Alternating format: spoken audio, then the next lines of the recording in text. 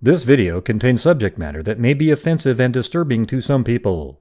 If you are the type to require a warning throughout a video or show, let this message serve as your warning. This channel discusses the harsh reality of true crime. If this warning is not sufficient for you, consider a different genre and unsubscribe from my channel immediately.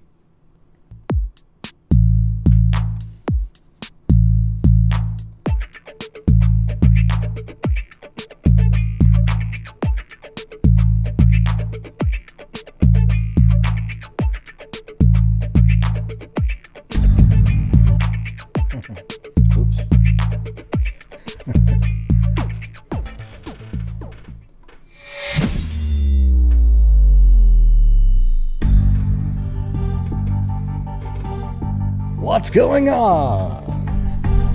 Hey, Blue, Chloe. How's it going, everybody?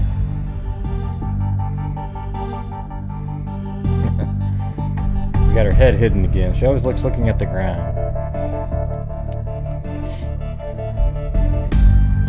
Let's see, Kathy Friday Maker, Tracy Nixon, Harry Mom, Paulette Leonard, Paisley Dreams, Dana Dane, Kimberly Hennessy, Courtney Robb, Candy Lee Woodward Stone, Claudia Dubauer, Cassandra Morris, thank you, Randy Bradford. And I'll just say Lee D right now, just so if I forget her. Lori Fisher, Regina Carter, Serena. Yeah, I'm doing okay. Hey, Blue, what are you doing, buddy? He's not having his little butt issue again, is he? I'm just having kind of not really looking forward to my colonoscopy. Yeah, coming up here. Yeah, boy. I mean, I know they're safe and everything, but it's just kind of like, yeah, geez. Who the hell wants to do those?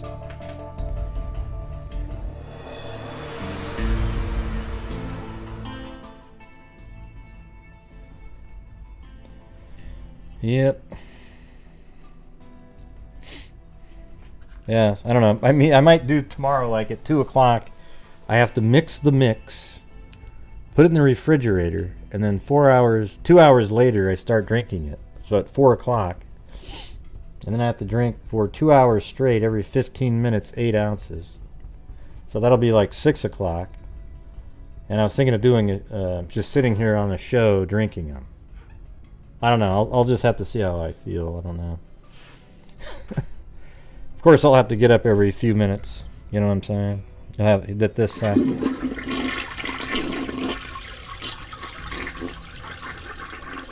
Oh yeah. They're coming to take me away. Yeah, that's what I feel like. But all of you got to go do it.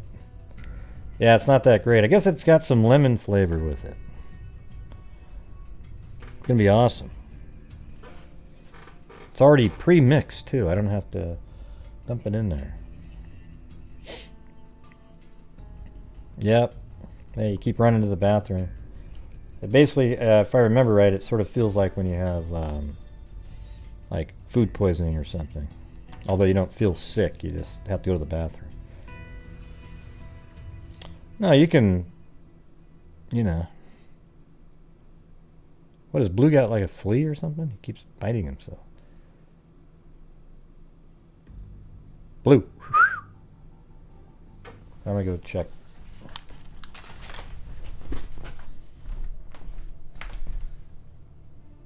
What do you got going on there, buddy? What do you got going on? What do you got going on?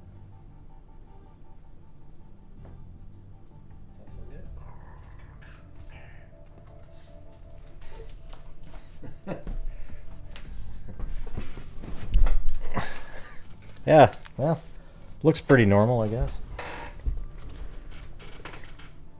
It just came with lemon on it. I didn't ask. The instructions said there's like 4 different packs or something.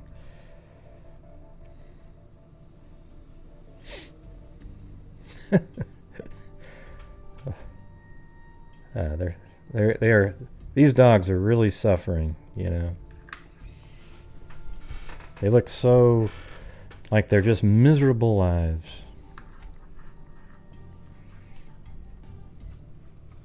I know.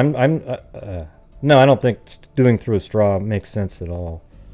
I know that Randy Bradford did that, but I just pound it down. That's what works well for me. I don't need to sip it through a straw. I just suck it down like it's a, like you're at a party and you're racing to drink a beer really quick. That's how I do it. And basically what you do is you don't want to breathe through your nose at all. You just swallow like that and don't use your nose. Just swallow it down. That's kind of a good trick to do with tequila too. You just pound it down. You don't use your nose, and then you don't have to worry about the taste. Yeah, I like to get it done with as quick as possible. Who wants to sit there and, even with a straw, you're like slowly enjoying it. Forget that. Yeah. You know, this thing did it again. This stupid mouse. Yeah, there we go. See? Huh.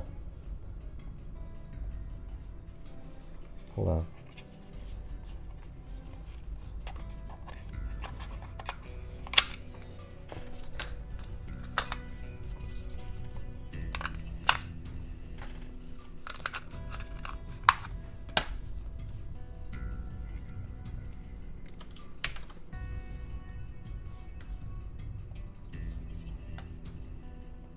Okay. No? Alright, I'm gonna switch over again. I'd have to replace this stupid mouse here. Kinda. You guys have to wait a second.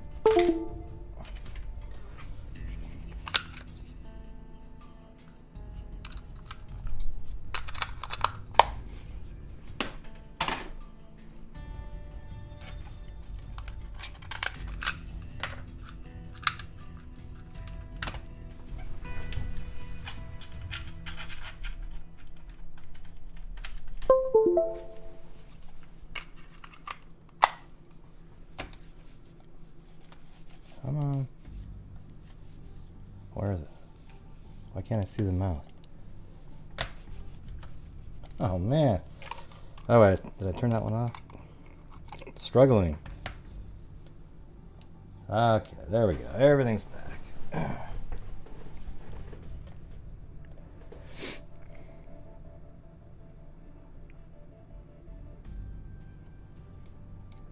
Yeah, I don't know if they have pills.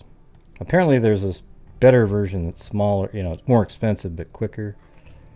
I don't know.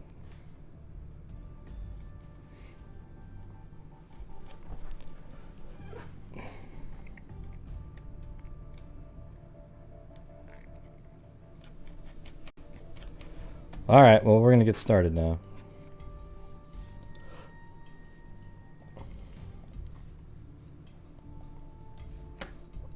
I kind of switched stories around. There are some weird ones that are out there. Never heard of any of them. Yeah, really wild. One guy got picked up hitchhiking and he got burned alive. I don't know if he was burned alive, but he was burnt to death and then placed somewhere. That one will be, I'm storing that one. It's not that long, but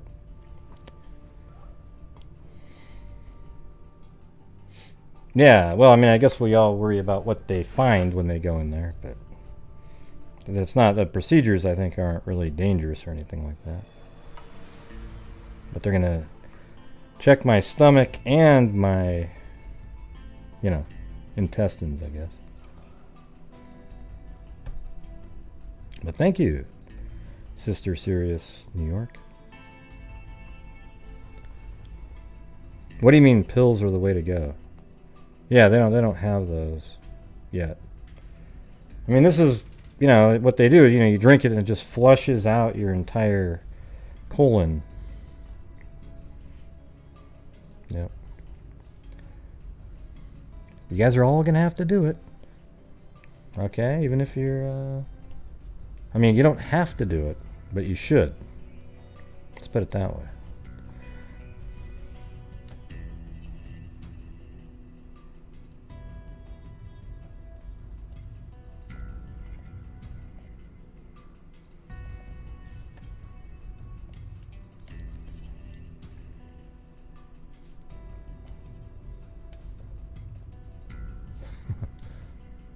Where'd it go? It just disappeared. Man, it's brutal. Hey, thank you. This will go through lol as long as you're not sus. See, I'm not sus. Moxie, it went through. Yeah, I don't know what that deal is. Thank you. You just got to see Chloe hugging Blue right on top of the same place.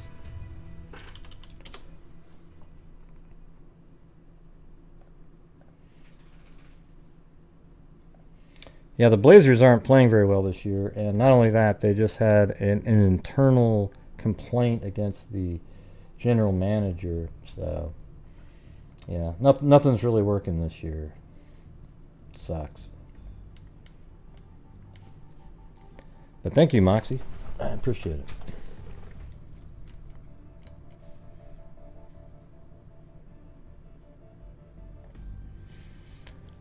Okay, so we get more information on the Bibb County, how their family life was like. Okay, so I think I actually want to try to get Donald on the show at some point.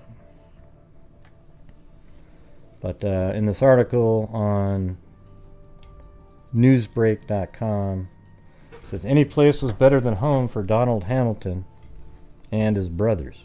In 1958, Hamilton and his brothers, David and Danny Armentrout, moved with their mother and stepfather to Paris, Tennessee, the town Hamilton said he and his brothers dreamed of one day leaving to escape the horrific abuse they endured. Well, thanks again, Moxie Vintage. And yes, it went through. It's just a sad story, he said. In today's world, both my parents would be in jail. Yeah, I mean, just, nightmare. Well, thanks, Mary Glaviano. We'll give them some treats.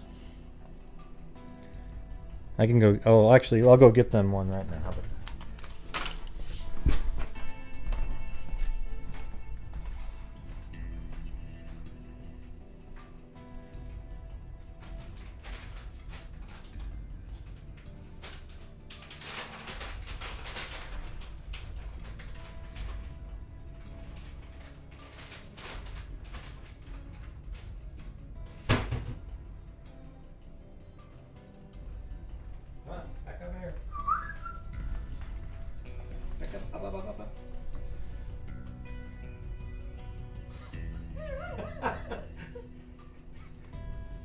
Chloe just...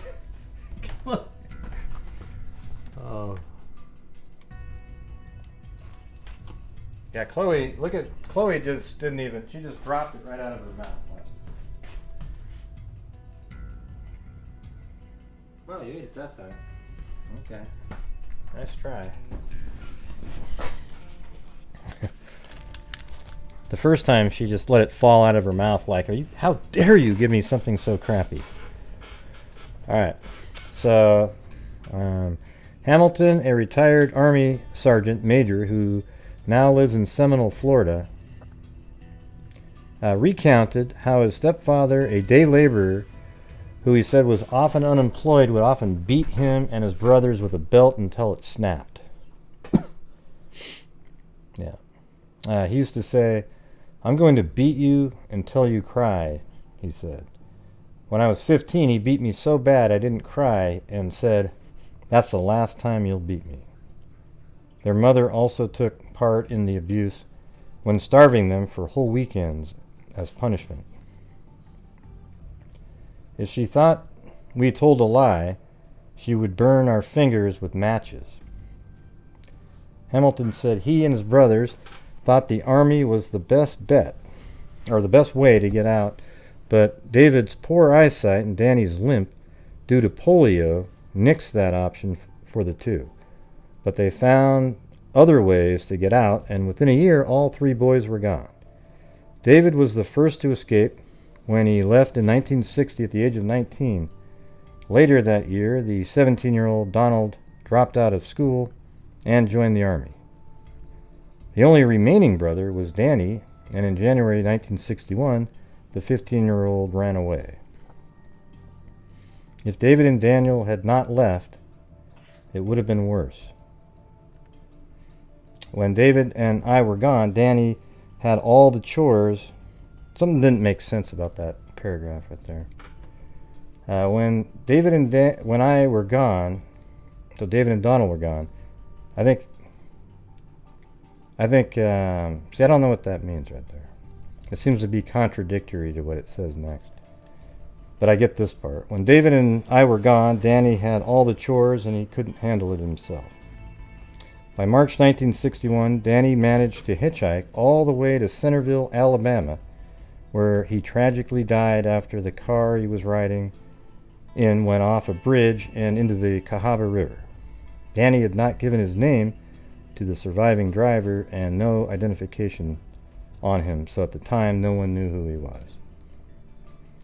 You know, so that's basically all the new information right there. It wasn't really new. I already knew that there was severe abuse. I mean, what a nightmare, you know? Like, he's just abuse. And then he finally got out. At least what was kind of cool is that Danny got to experience freedom. You know, he was on the run, doing his own thing, and he just really unfortunate that a car that he happened to get in went off a bridge on a rainy day.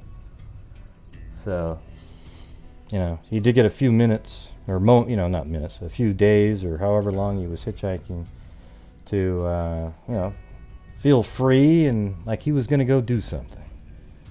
It just sucks. The whole thing. So, you know, isn't it amazing? Now look at this the whole story surrounding his life where he had nothing 2 weeks ago. Nobody knew who he was.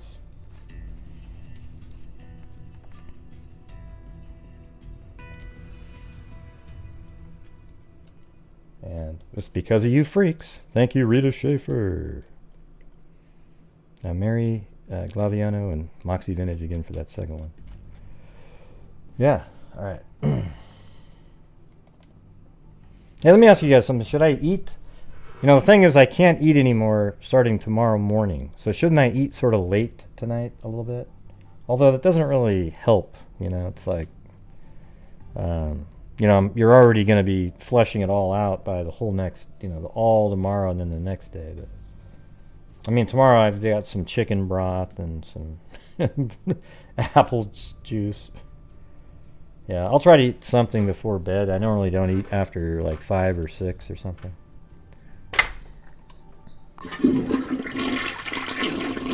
Yeah, I have chicken broth.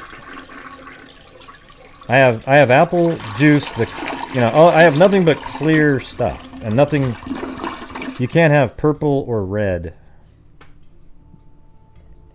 Yeah, so I've got like some Gatorade. I think I need to get some more chicken broth. What sucks though is like a cup of chicken broth only has 5 calories. I mean, you have to suck down a gallon of that to get 100 probably.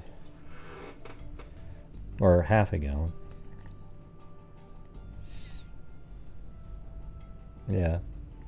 I was thinking of eating like noodles, you know, get some energy, you know, like stored.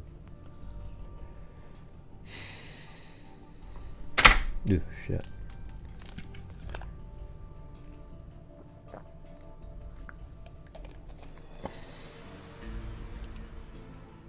Yeah, I've done it before, Agent Orange.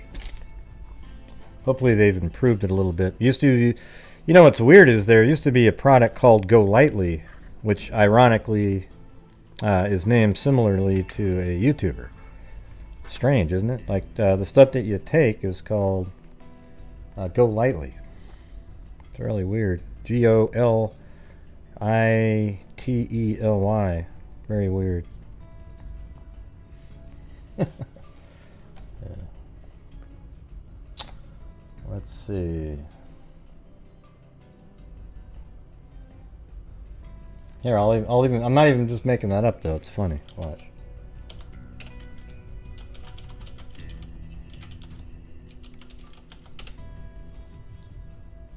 Yeah, it's spelled totally different. But see right there, GOLYTELY. Colonoscopy prep. Don't you think that's pretty funny? Yeah. It's hilarious.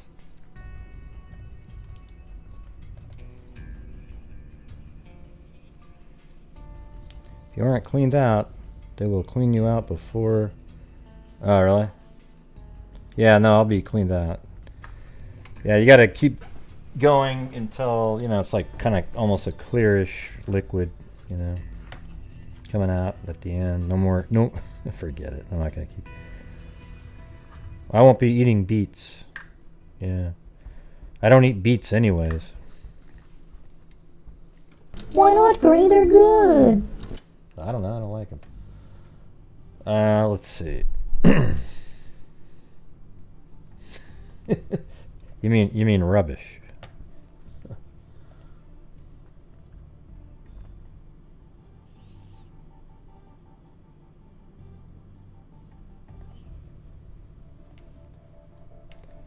Okay. And tonight, new developments in the search for missing West LA mom Heidi Plank, and new video of a confrontation caught on camera when we tried to talk to her boss. Here's KCAL 9's Stacey Butler. Anything to do with Sugarman. As we stood outside this multi-million-dollar waterfront Newport Beach home listed as a residence of Heidi Plank's boss, Jason Sugarman, tensions were high. Oh, does this have anything to do with Sugarman? Can we talk to you? Did you want to talk on camera? This woman said she knew Sugarman, but she lived there. He did not, and she forcefully demanded we leave. Oh, another setup. He has never. You better return that. Another piece of property where somebody else lives. We've been trying to learn more but he about the doesn't. mysterious disappearance of Heidi Plank, a mom who lived in LA's Palm Did he leave her muffins too? neighborhood, and who was the financial controller for a large West Side investment firm.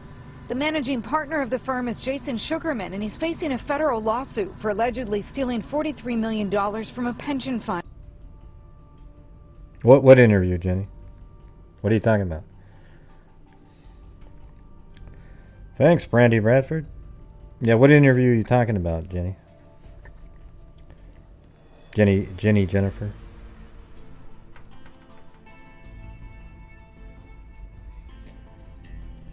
Thank you, Brandy Bradford. She's my colonoscopy buddy. Giving me all the inside information. Yeah. I'm just waiting for the answer.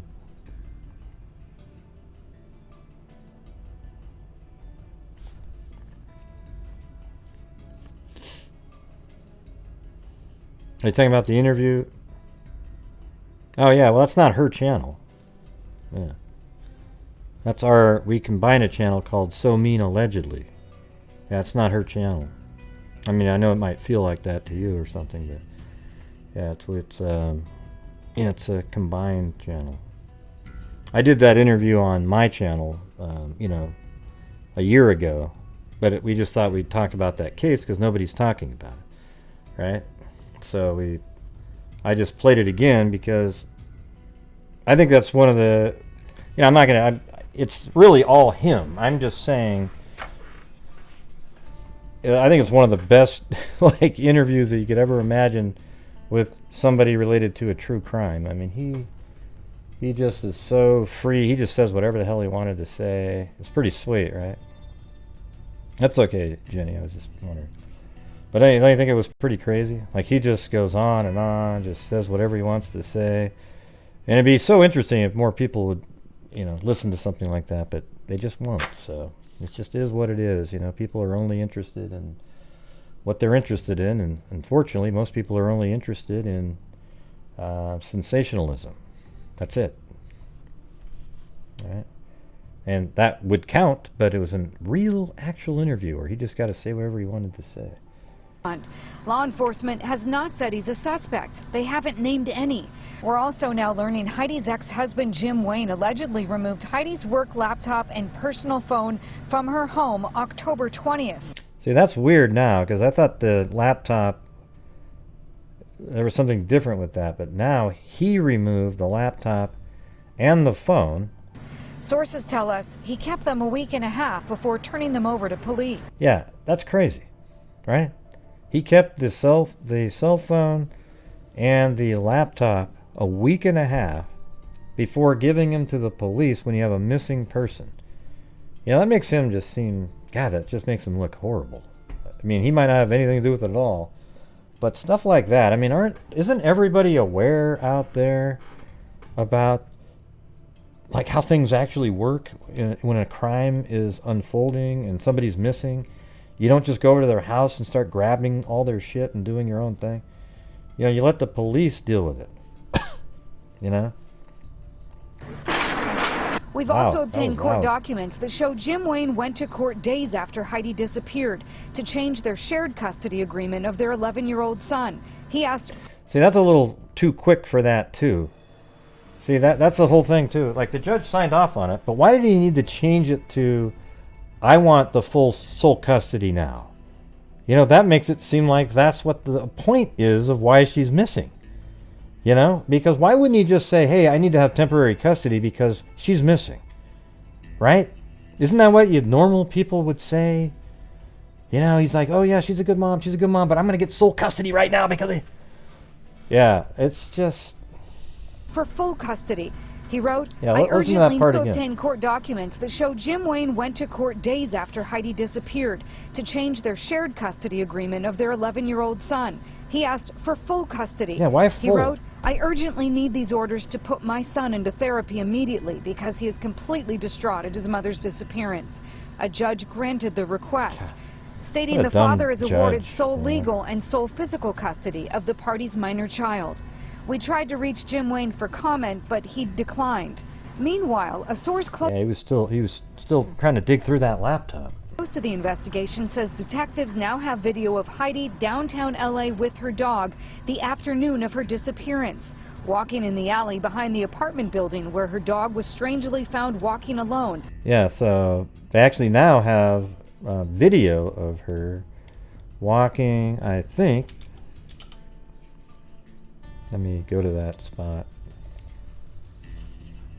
I think I looked at the building, and the alley that I see is right there, right? Like that. So I think she was walking in that area. What a weird place to walk, though. I mean, what are you doing walking with your dog? Are you trying to go through a back entrance? I mean, what are you doing back there?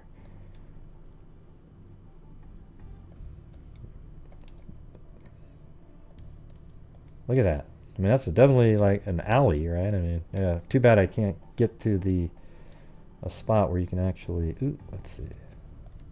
That's about as good as I can see down there. But man, look at that. That's not good. But why would you be walking down that alley, right? Because it goes right to the building over here. There isn't really another alley. You've got this thing here, but that's really where you know, I don't even know what that is. Maybe a parking structure entrance, maybe? Let's see. Yeah, like it looks like you can park back there. Doesn't really say that, but it might be for delivering things. But definitely this would be considered an alley back here. So then you want to know, why is she back there? And if so, did she park her car out in, you know, some other area, perhaps? You know, I don't know. I don't know how she was walking back there. I guess it could be something like that too, right? I don't know if that's an...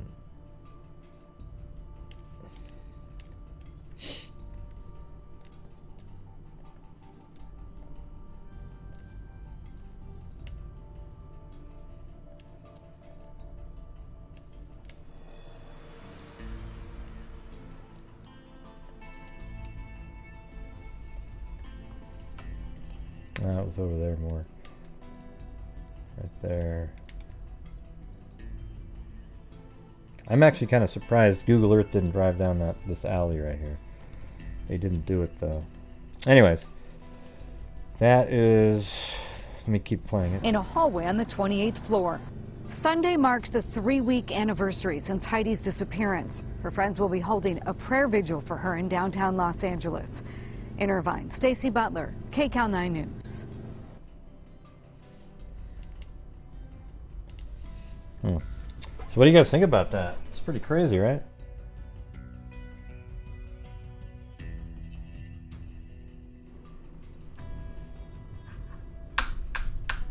I think it's very suspicious that he kept the laptop and cell phone for all those days, you know, over a week. Then he turns them in, and then he applies for full custody.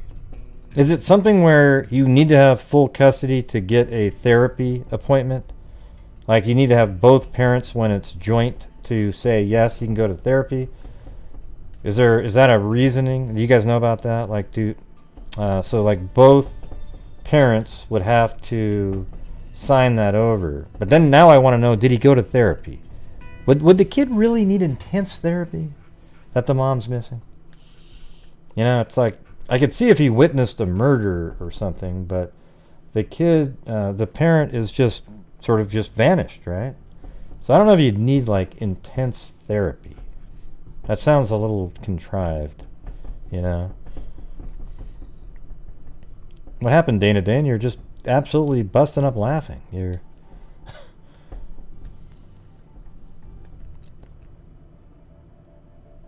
okay, so you would need consent from both parents. So maybe that's why he went and got the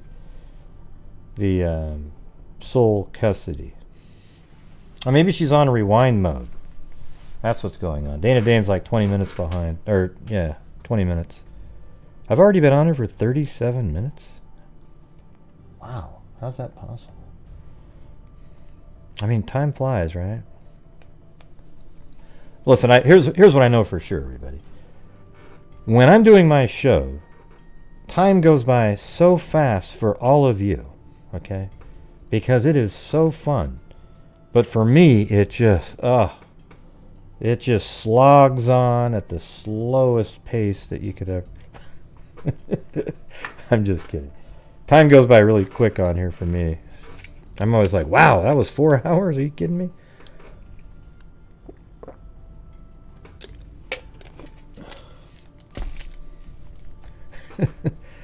You know what's funny is Dana Dane's over there way behind. She's talking about how she loves beats. Now she's going to hear this later and go, oh my God. Yep, that's funny. There you go. But there was some funny stuff earlier on, Dana Dane, that's for sure. Hey, are you gonna be sending me my cool new artwork?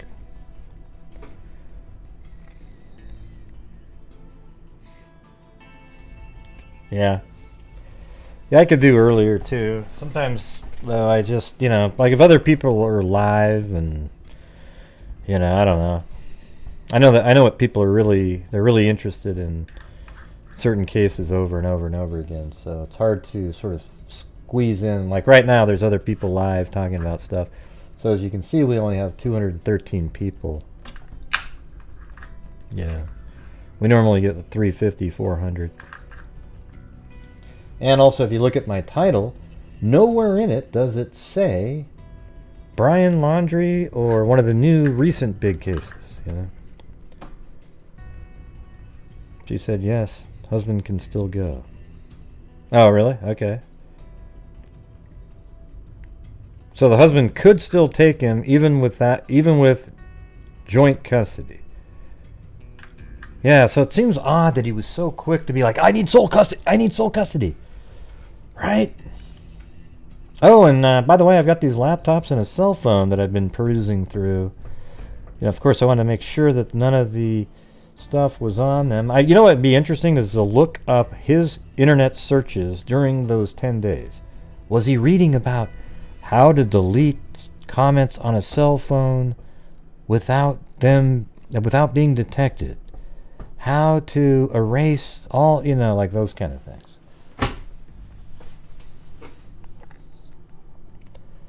You know, but the thing is I don't know. There's a whole bunch of different. There's two main angles too, because she was also the controller in a company that has a $43 million lawsuit against them, or not 43 million lawsuit, but they're going to trial, I guess, for $43 million of embezzlement, and she would know all that. So you got that too. All kinds of stuff out there.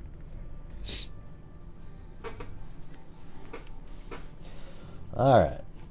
Well, let me get to got another one here. So that's all I've got on that. We could speculate all day. Then I've got this email. I just saw this right not too long before I came on, but it just seemed kind of crazy here. Authorities in Kentucky arrested a Cherokee man after someone behind him in traffic noticed a female passenger in the vehicle making hand gestures that are known on TikTok as a way to represent domestic violence. I've actually heard of that. Laurel County officials arrested James Herbert Brick, 61, of Cherokee, North Carolina, at the intersection of Interstate 75 and Kentucky 80 at about 12:30 Thursday, November 4th. Authorities learned the female passenger parents had reported her missing from Asheville. The teen told authorities she and Brick had traveled through North Carolina, Tennessee, Kentucky, and into Ohio, where the Cherokee man had relatives. According to authorities, when Brick's relatives realized the female in his custody was underage and had been reported missing, they left Ohio. That's when the teen began attempting to get motorists' attention to call 911. So he had taken the girl to Ohio, and they went, whoa, she's underage. So then he took her again, and then she got nervous, and then, well, I mean, I don't know if she was nervous prior. She must have been. I mean, this guy, that's not somebody that you would, you know, when you're underage would date, right? Like, this guy right here isn't, oh, he's so cute, you know, I'd love to, you know, that didn't happen here. Brick was charged with first-degree unlawful imprisonment and possession of matter sex performance by a minor over the age of 12 but under the age of 18. First offense. Brick is being held in Laurel County Correctional Center. Crazy, huh? Jeez.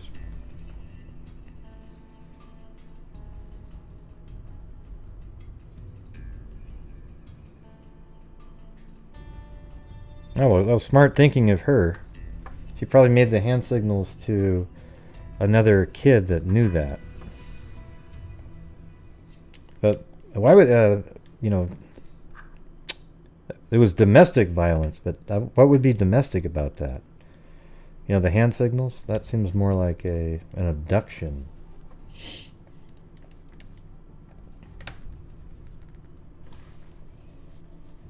Okay. And we're going to go to this really short one. There's almost hardly any information on this, but I figured, you know, why not get her name out there somewhere. And this is Marinthia. It's kind of a cool name. I like that. Marinthia. Never heard that one before. Marinthia McCoy. It could be Marinthia or I think it's probably Marinthia. So this is back in 1991. Every 2 weeks or so, Sandra Thornton leaves home with shovel in hand to continue a methodical search for a daughter missing and feared dead for 2 years. Since Marinthia McCoy disappeared, Mrs. Thornton had spent countless hours tracking leads, conducting interviews, collecting evidence, and using the shovel to probe possible burial places. Miss McCoy, 26, a stocky brunette with blue eyes and rose tattoo on her left arm, disappeared September 20th, 1989, after a wild few hours of partying between Jacksonville and Daytona Beach. It was as though she vanished off the face of the earth. It's been a living hell for me. She was my best friend, and I know she's dead, her mother told the Florida Times-Union. Miss Thornton describes her missing daughter as a dancer, a dreamer, a loving parent, and an alcoholic. When she disappeared, the twice-divorced Miss McCoy left behind a son, now 11, a new home, a bartending job, and a new car. Margaret Hyde, a missing person detective with the Jacksonville Sheriff's Office, says she can't believe Miss McCoy would purposely leave so much behind. She had a child who she's never left for any length of time, and I don't think she would have left him. Somewhere along the road, she met up with foul play, she said. Last June, Miss Thornton began digging for her daughter's body. This is the only article I could find, by the way. Off of the 90 miles of highway between Jacksonville and Daytona. I mean, that's crazy. Digging for her body. Usually accompanied by her husband, Clayton, Mrs. Thornton chooses random spots with odd piles of dirt or finds places where she thinks the body could be buried. She has dug in at least 50 spots. I'll find her, she said. Some police hold out hope that Miss McCoy is still alive. One investigator surmised that she couldn't handle life pressure and just took off. We prefer to think she's not dead sometimes. They don't want to be found, said Lieutenant Chuck Evans of the Daytona Beach Police Department. The day before she disappeared, she and a male acquaintance checked into a Daytona Beach hotel. They returned to Jacksonville, where she danced in a bar. So they went to a hotel. Then she went to dance in a bar in a bikini contest before returning to Daytona Beach in a limousine, her mother said. So that's kind of weird. Like, they went to Daytona to a hotel, then they go to this bikini contest, and then she goes back, apparently, to the hotel, maybe. The couple arrived in Daytona about 3 a.m., so they were still together. They got there at 3 a.m., and 30 minutes later, she ordered a limousine for a return trip to Jacksonville. The driver told police and Miss Thornton that he dropped off the woman somewhere. I mean, this story takes a crazy little turn here. Well, thanks, Peb. Say hello to your parents. Hello, Mrs. Parents of Peb's W. I'd say the parents of W, but yeah, this gets kind of weird right here, though. Listen, the couple arrived at Daytona about 3 a.m., and 30 minutes later, she ordered a limousine for a return trip to Jacksonville, which is weird. It's like, why is she going back and forth like that? The driver told police and Miss Thornton that he dropped off the woman somewhere in Jacksonville. So what do you think right now? You'd think to yourself, ooh, man, that guy, whoever that guy was, something went, you know. The driver, though, of the limousine is now serving a prison sentence for bank robbery, has been questioned by police several times. That makes way more sense now. Because if she's a dancer, she probably got paid some money here and there, whatever she was doing that night. And the limo driver, knowing that she's picking up somebody in a limousine, probably thinks that they have money. And then I think he did something to her and took her money and then dumped her body somewhere.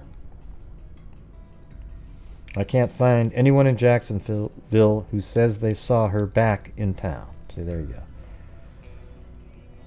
That was 1991. Then a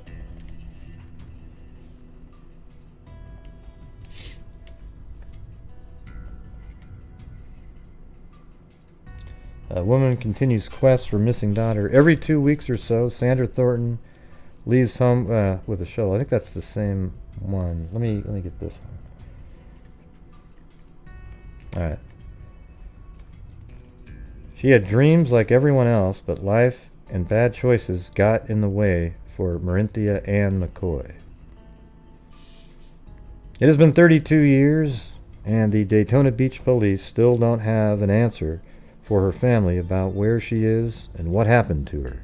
But they continue to ask for the public help for information about the case. According to police, the 26-year-old mother, an alcoholic, was last seen leaving Daytona Beach with a limo service to return to her home in Jacksonville, Florida. A day before she disappeared, McCoy checked into a Marriott hotel in Daytona with a male acquaintance. They were reported to have gone to Jacksonville, where Marinthia had competed in a bikini competition in a local bar.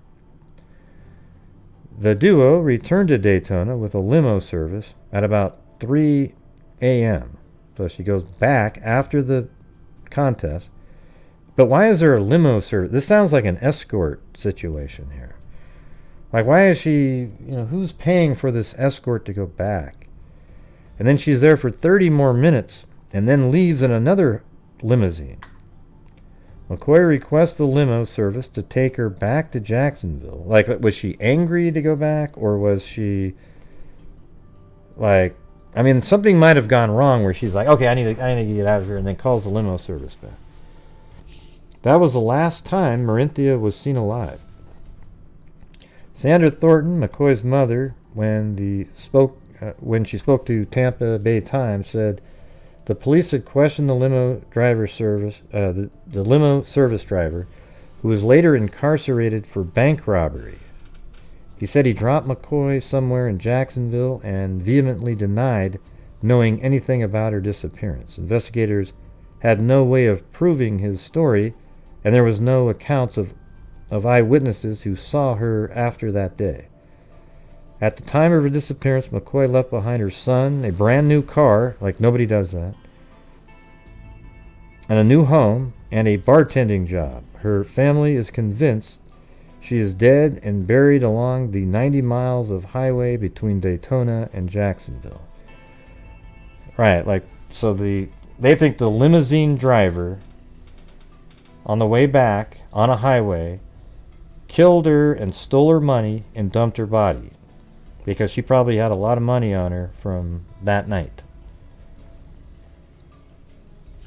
At the time, authorities had her description, and they were hopeful she would show up someday. She was a white female, 5 feet tall and 135 pounds, with brown blonde hair and blue eyes. In addition, she had a large rose tattoo on her left arm and the Rolling Stones logo tattooed on her.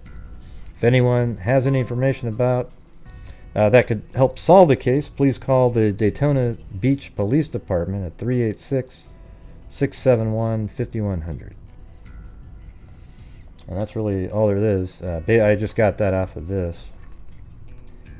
This says basically the same thing. Let's see. McCoy was a resident of Jacksonville, Florida, at the time of her 1989 disappearance.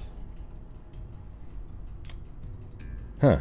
So it was 1989. I thought they said it was 1990. She traveled to Daytona Beach, Florida with a male companion on September 19th, 1989, and stayed overnight at the Marriott Hotel in the city. McCoy partied that night and danced in a local bar's bikini contest. McCoy hired a limousine. See, how did she have the money to do that? To go back to Jacksonville at 3:30 a.m. on September 20th. The limousine driver told investigators that he dropped McCoy off in Jacksonville, but she had never been seen again. The limousine driver, who is now in prison for bank robbery, was interviewed several times by police and has denied involvement in her disappearance. Besides the driver's account, there is no evidence that McCoy ever made it back to Jacksonville. McCoy is twice divorced. She had a new bartending job and a son in Jacksonville who was 2 years old at the time of her 1989 disappearance. She left behind her newly purchased car. Foul play is suspected in the case. Anyone with information regarding this case is encouraged to contact the Daytona Beach Police Department at 386-671-5100. Well, there you go. All right. Thank you, Claudia Neubauer.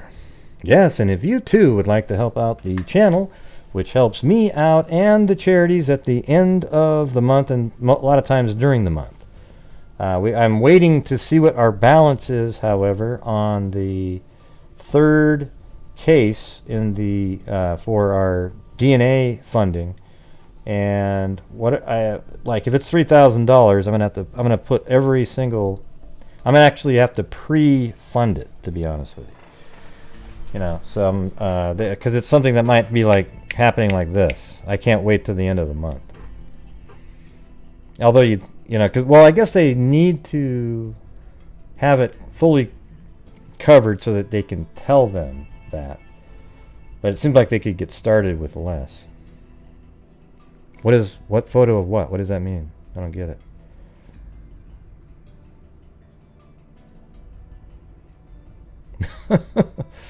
Oh, that's okay, Pebs. I'm not I'm just trying to get, you know, the freaks, you know, I have to keep up the same pace every single night or we can't do it, you know, like this last year has been absolutely crazy. Look at this right here. See, this year, now find me another YouTube channel out of the revenue from their channel, not from doing, you know, like a random fundraiser here and there. That has nothing to do with them. We as a channel have donated $37,500. $2,500 of it's from a matching that Jeff S did, but he, you know, I count it because he was going to send it to me. He said he's going to actually add some more too, so we'll keep adding that. And then, so far this year, Texas Echo Search, we've donated $5,050. Innocence Project $1,000. Polk County Sheriff's Department $500. The Charlie Project $500. The Polk County was for an orphan girl.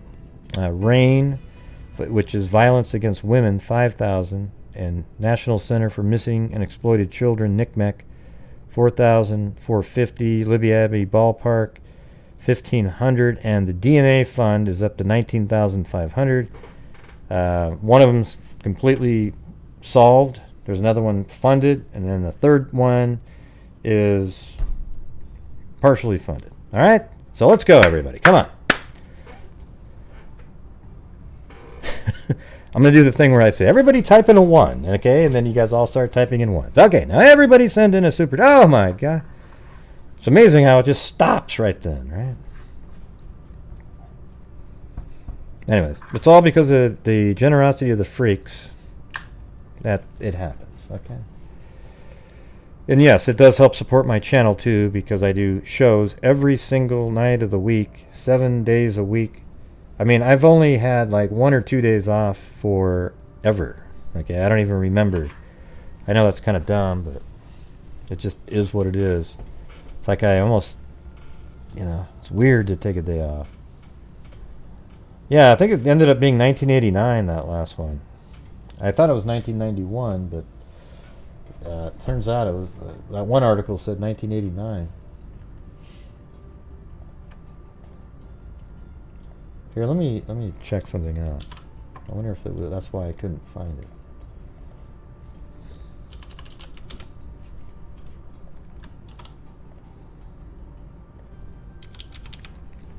Well, I guess that sales pitch died on the died on the right after I did it. Paper location, Florida. Oh, there we go. Thank you, Melinda Moto Maiden. Yeah, there's nothing in 1989, 1990, nothing, 1991, and then... We love you, Greg. There we go. There's Keep it the up. one I just read. Take a day, get a drink. Well, thank you. Tomorrow, I don't know what's going to go on. I might come on just to do my... I'm sure it'll be really fun. 2 hours of drinking the colonoscopy prep. And then after that, probably not so much, because it'll be sounding like this. All right? Yeah. Thank you, Sarita.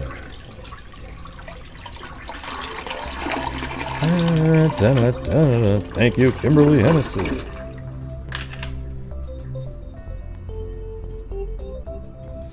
Let's dance tomorrow? Oh, man. I don't know. Yeah. Yeah. Yeah, I won't be dancing. Yeah, that probably the last thing on my mind at that point. Yep, they sleep together all the time. Or not, when they sleep together at night, we put them in 2 adjoining crates and push the faces together.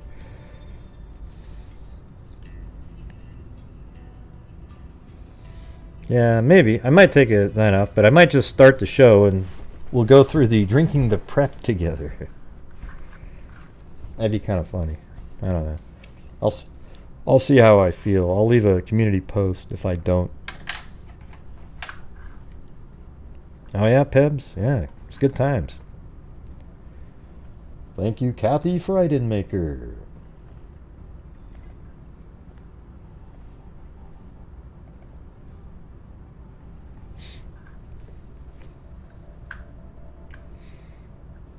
Password for what?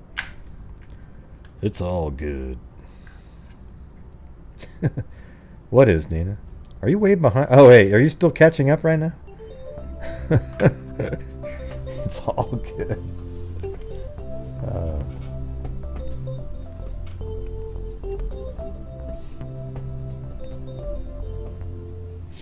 Yep. I've had one before, but it's been 6 years. I was supposed to go in 5, but, you know, last year was just a mess all around.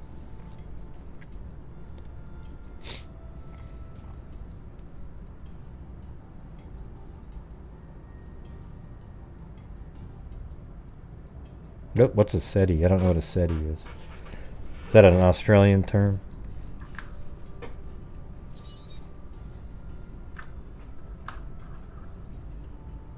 Yeah, drinking that stuff sucks. The foot's better, you know. Still has a ways to go, I think. I think after this, the colonoscopy and everything, then I'll feel like, okay, here, let's get, you know, I'll try to get everything working again.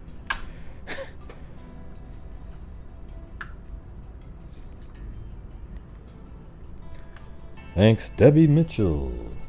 Oh, you guys rock too. I mean, you guys are what make this happen.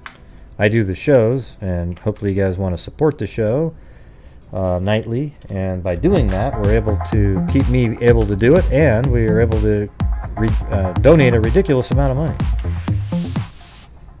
I donate about 40 to 50% of the net income, but I usually make it 50% by using some of the PayPal that people send in. That's sort of like the backup deal, but it's the YouTube money. Thank you.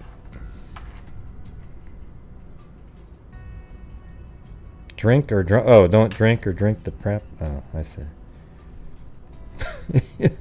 Well, no, I have to drink the prep, but do I do it while we're on a show together? I don't know. Well, thanks, Kimberly. I think it's just more like a, I guess you call it a procedure. You know, I'm just hoping they don't find anything in there, you know? Prayers for your procedure. Praying gesture. Well, I mean, as long as you have to wait, it comes like 2 hours after you start drinking, it's when you go to the bathroom. Okay, but if I feel like doing it, I'll do it. If not, I'll let you guys know. All right. Okay. Marine Co's laughing.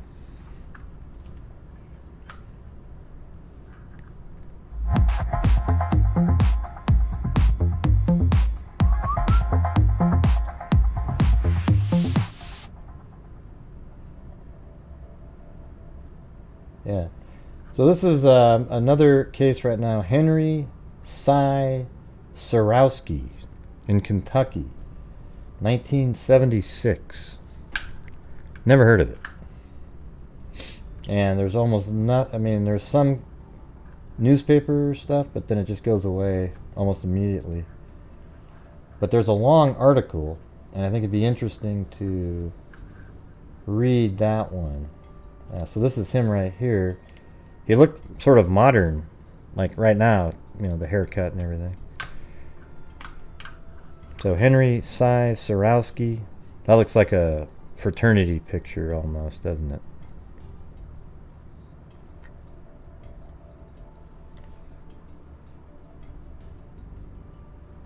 Oh, you can't see it. Hold on. Hold on, one more time. Nobody even typed in look at. Man, you guys are way behind. All right. Right there. Henry Cy Swarowski. Only got one look at. You guys are way slow now.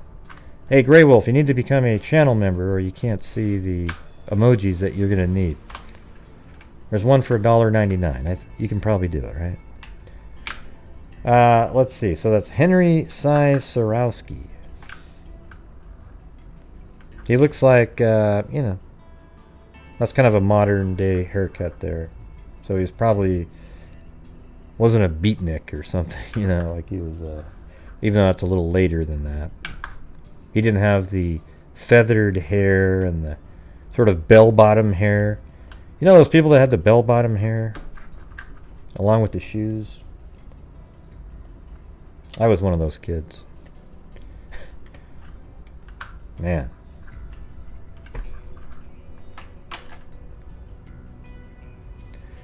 Okay, well, here we go. There's the first article that I could find. The next one's only 4 days later, and that was the last one. He's not even really on Google or anything. A 40-year-old executive of the United Electronics Laboratories Incorporated was found shot to death at about 6:45 p.m. yesterday in the... There we go. In the park... Let me get to the right case here. No, that's not it. Right there. Parking lot of 4805 Brownsboro Road. And there it is.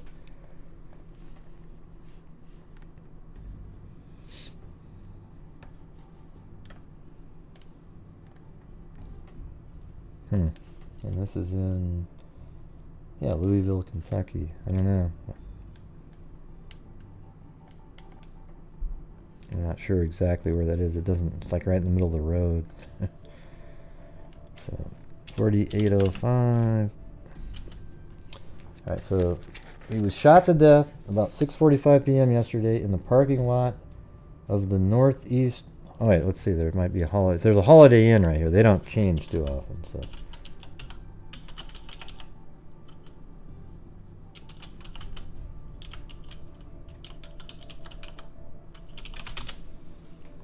Come on.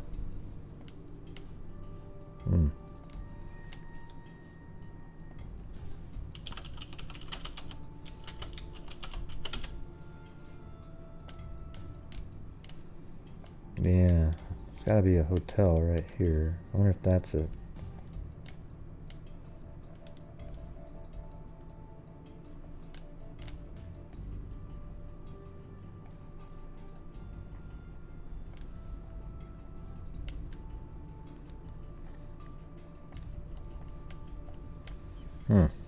That looks totally different now.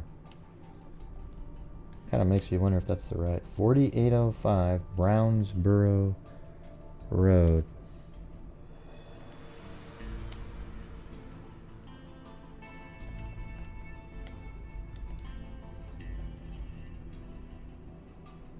I wonder if that used to be a hotel, right? No, it's 4898. This is 4805. I don't know. Let's see what happens on the... go back to like 1992.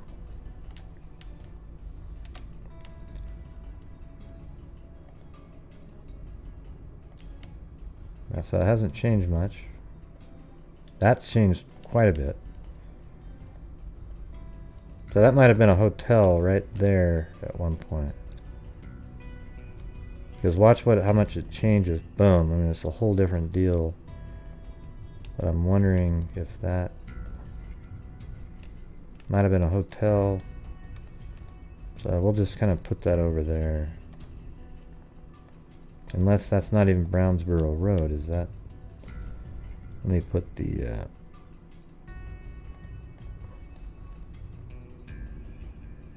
yeah, that's Brownsboro Road going that way. So maybe that's it right there. So we'll say he was found in that parking lot. Jefferson County Police said Henry Meyer Swarowski, so here's where he lives, at 7211 Glen Arbor Road, Louisville. So that's not very far if you look at that.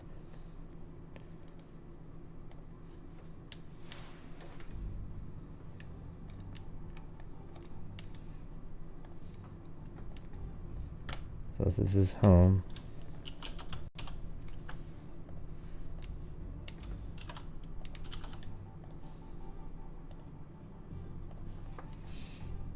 And let's see what that looked like.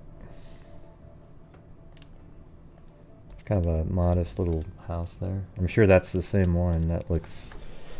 That house looks 50 years old at least. Maybe 60.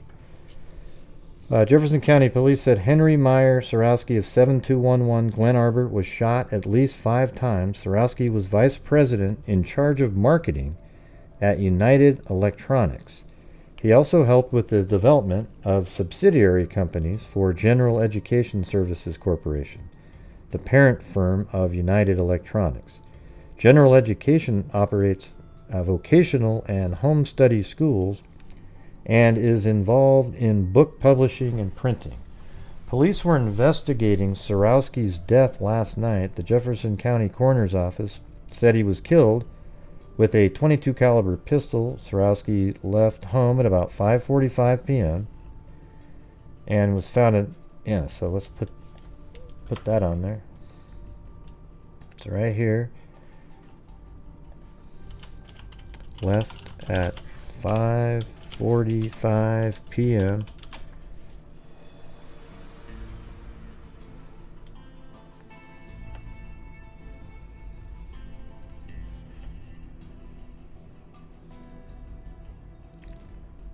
Huh? Hey Jennifer, what is that? What are you talking about? I don't even know what you're talking about. All right, police were investigating Swarowski's death last night. Okay, so he left his house at 5:45 p.m. and was found dead about an hour later, according to police. So it's very close. I mean, look at that. I don't even know if that's a mile. I would think maybe a mile and a quarter. 1.11 as a crow flies, so probably a mile and a quarter driving. And then he was found dead right here. 6:45. Found dead. Alright, there you go. So that's pretty crazy. He just leaves his home and an hour later he's dead right there in that... Somebody shoots him in that parking lot.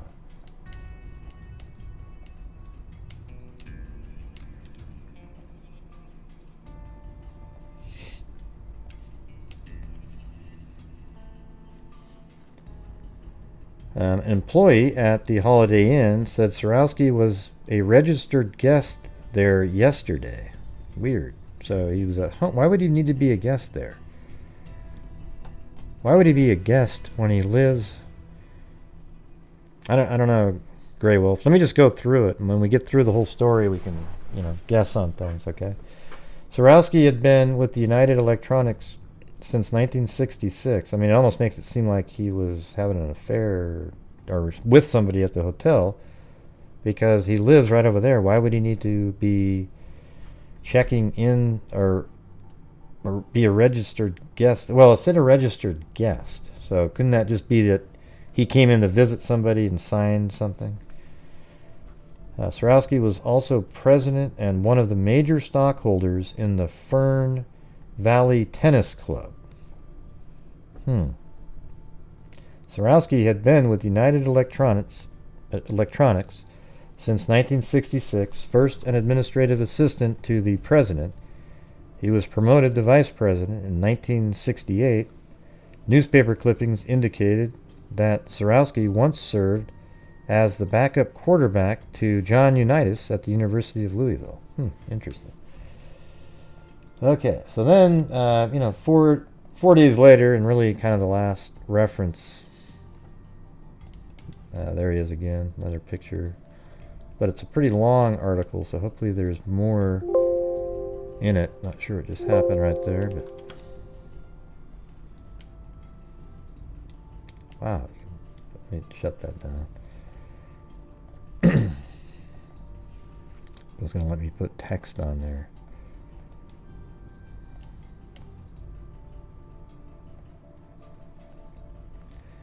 The murder of tennis entrepreneur Henry Meyer, Cy, that's what people called him, Swarowski, has all the appearance... Where is everybody? How come nobody's typing other than like 2 people? Let me guess. Oh yeah. The murder of tennis entrepreneur Henry Meyer Surowski has all the appearance of being a hit job, and police now have a prime suspect, Jefferson County Police Chief Russell McDaniel said yesterday. Yet it hasn't been solved. This is an unsolved homicide. The method in which it was done, it has the characteristics of a professional hired killer, McDaniel said of the June 20 shooting. The 40-year-old Swarowski, president of the Fern Valley Tennis Club and originator of a tennis player rating system. So he invented the tennis player rating system called the size system, was found shot to death in the parking lot of the Holiday Inn on Northeast at 4805 Brownsboro Road. His body, with 5 gunshot wounds, was discovered by a motel guest at about 6:45. Shortly after, Surowski is believed to have arrived at the parking lot for a business appointment, according to police. Oh, you're all just listening? Okay. McDaniel is in an interview yesterday, said a firearm expert happened to be at the motel at the time of the shooting. The expert, whom McDaniel declined to identify, reported hearing no shots, according to the chief. We feel quite confident there was a silencer used on the weapon. The police department, right in the middle, yeah, it does sound like that because, it's 6:45 in the evening at a hotel and nobody hears anything.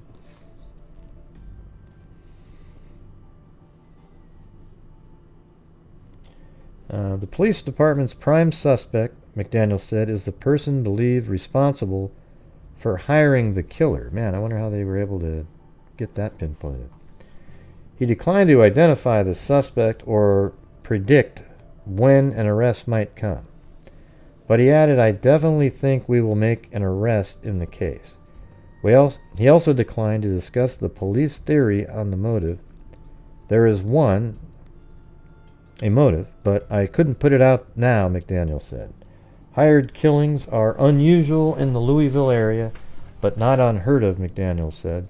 There are people here most definitely that will perform that type of service for a fee.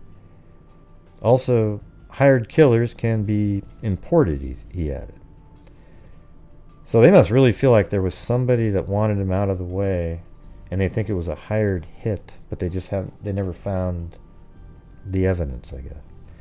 In a separate part of the interview, McDaniel said his department's investigation has led us to Chicago, Atlanta, Miami, back to Louisville.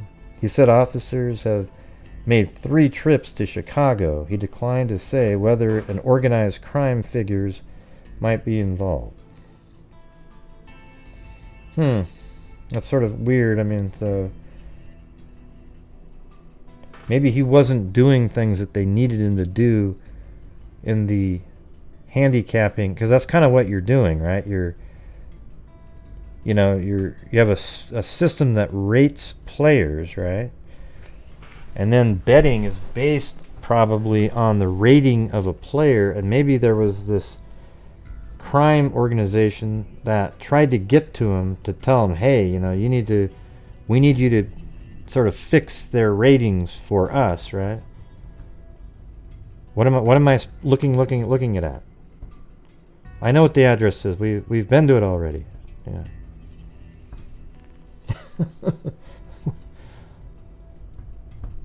Yeah, we went there, 4805, yeah.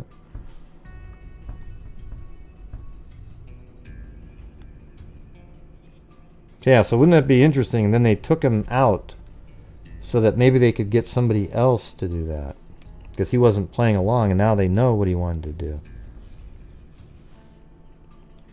Because it's interesting, right? Like, that's what he was doing. He had a rating of tennis players. Yeah. I don't know. I think people would start wondering about the rating system if you didn't have McEnroe and Connors right at the top at that time.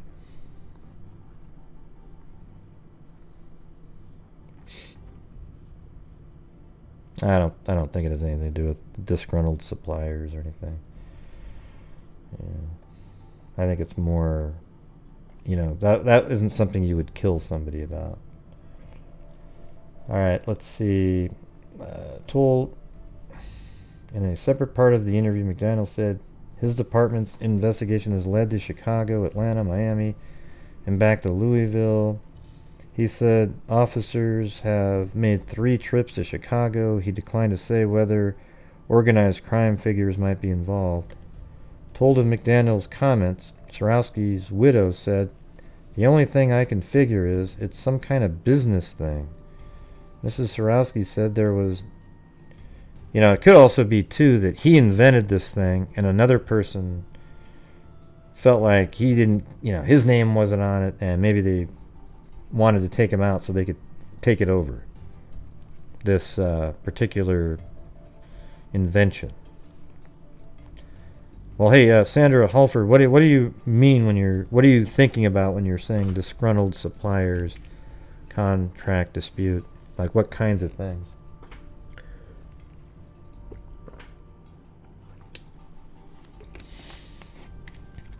Yeah, he could have been. Why was he a registered guest there the day before?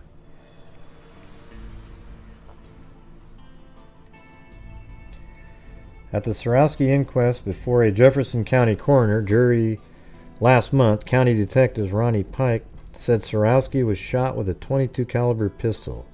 Asked what type of person was likely to use such a weapon, Pike replied, "Paid assassin." Pike said a .22 uses a small shell of low velocity that tends not to glance off a victim's head, but instead go inside. Once it gets into the brain area, it just travels and bounces around. It's a very effective gun. What a great... I mean, thank you, but I mean, wow, that's pretty descriptive there. The jury was also told that of Swarowski's 5 wounds, 2 would have been fatal, according to a post-mortem report. One of these was in the head, Pike said. It's believed the assailant was standing over Swarowski's body when he fired this shot. Our department feels it was set up for him to be murdered due to the way it happened. So if that's true, then who made the phone call to him to be there, first of all? And then track it back, who, and like if it was a secretary, well, who told the secretary to call him to set up, you know. Our department feels it was a setup for him to be murdered due to the way it happened and the way he was shot, Pike told the jurors. We feel that the headshot was the assurance shot to make sure he was dead. Pike also explained how Swarowski happened to go into the motel. Swarowski was at his home at 7211 Glen Arbor Road with his wife when he got so he was married, when he got a call at about 6 p.m. from an unknown male who had telephoned 3 times before. So they were really anxious. Where is he? Where is he? Where is he? You know, you almost, what if he was having, it was as simple as like an affair. Well, let's go back. Let's just read the rest about what the hotel.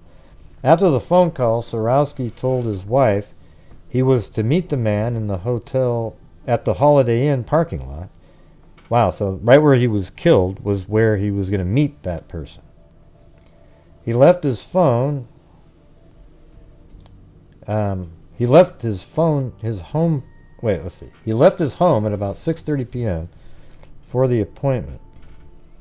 The meeting was to discuss his being hired as a consultant in a business venture in Nashville, Tennessee concerning tennis clubs.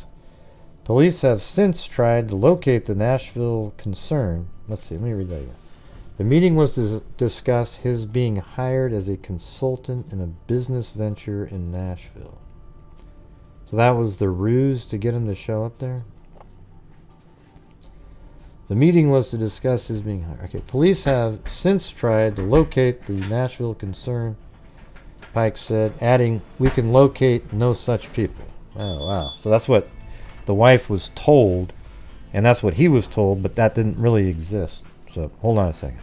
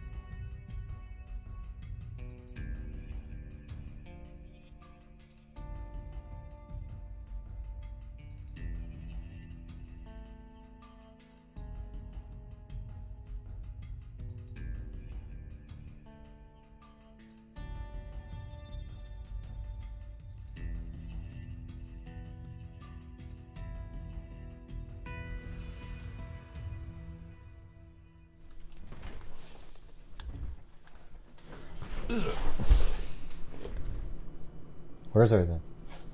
There's no music. Oh, there it is. Uh-oh.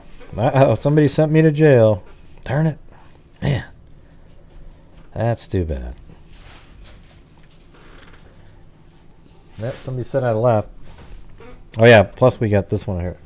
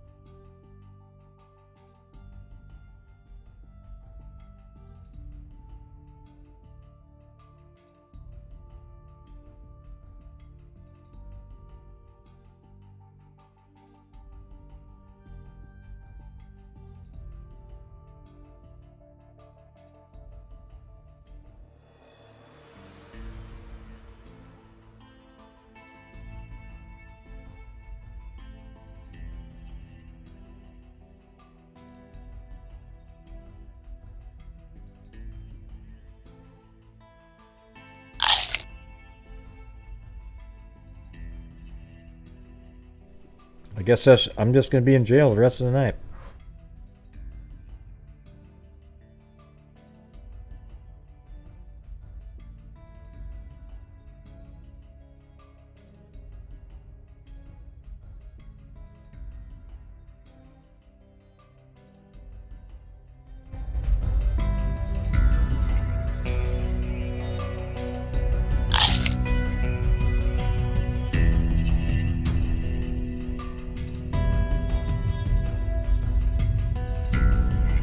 Somebody put me in jail because I left for a little bit.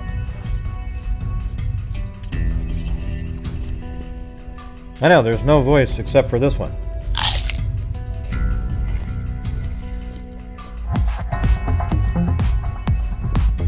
Thank you, Marine Co. and Candalee Woodward Stone.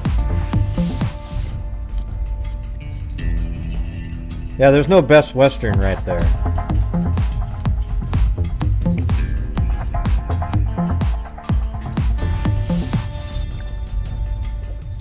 Okay, here's some bail.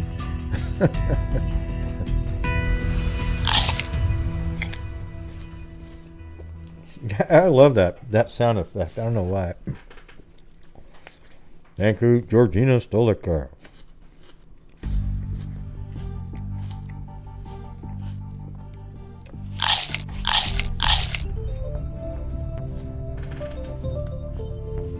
Alright, that's good.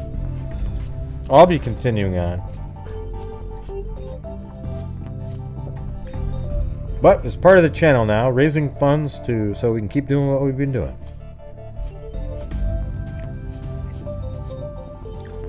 Thanks, Pebs.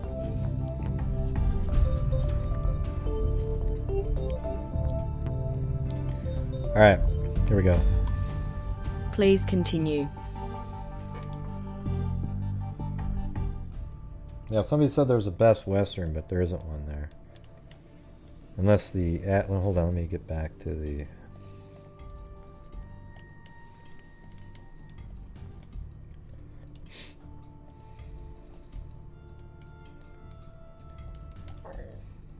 Yep, there goes my stomach. Hey, thanks, Jen H.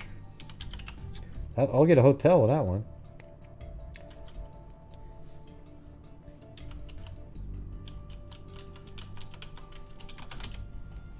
Yeah, see, that's where the address is. Right there. Okay, there's no, you know, so if you type in hotels near, you know, there isn't even a hotel anywhere near there. They're over here like this. See? That 40, that address is right there. I think this used to be a hotel here, right there. And if you go back to like 1992, it's a completely different shape right there. See how that's totally different now? And I think that probably is what that was. I don't know. I mean, it's weird that they give the address to the middle of a street. Thanks, Adniram.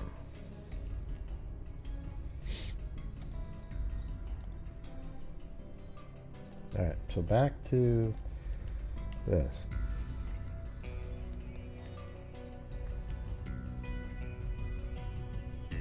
Okay, so it was 5 wounds.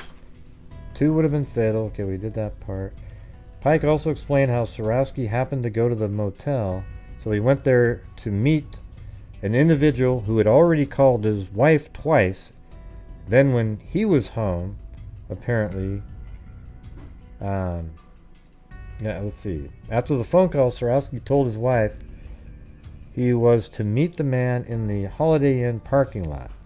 The meeting was to discuss his being hired as a consultant in a business venture in Nashville, Tennessee.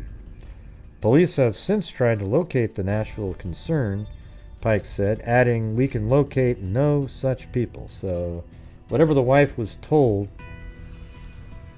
that didn't exist. So that's another reason that they think it's a setup, I'm sure. The meeting, let's see. Police have since tried to locate the Nashville concern and they couldn't find him. A source familiar with the case has since told the Courier Journal that the call to Surowski was intended to lure him to the motel parking lot. The source said Surowski was made to think the fabricated business deal would be lucrative. Oh yeah, we can, okay, yeah, wow. Surowski's body was found at 6:45 p.m. So, I mean, he could have been shot a few minutes before, right? According to Pike. So, we have no witnesses to the murder. A post-mortem report showed that Surowski had skin abrasions on his nose, forehead, left hand, and right forearm. So, like, he's already on the ground. He probably fell to on his face to the ground or something. Pike told the jurors that Surowski's shirt was also torn.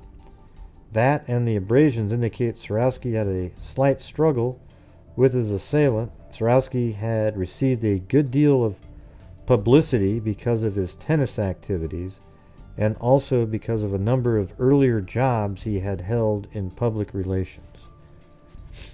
Yeah, wow, okay. And really, you know what's crazy is that's it. They didn't even cover it ever again that I could see in the newspaper. Isn't that wild? Like they just, yeah, it's interesting. But yeah, so that was 1976.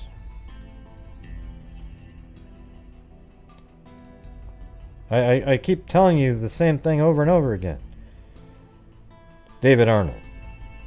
4805 Brownsboro Road. You see that? It's right there. Look. 4805 Brownsboro Road. I've typed it in 100 times. Brownsboro Road. And it puts you right there. 4805. Now, whether or not Google Earth is screwing up or not, I don't know. I see that there was a hotel there that we were looking at a few minutes ago. I don't know if that's the one. Could it have been over here? But 4805 puts you right there. You know.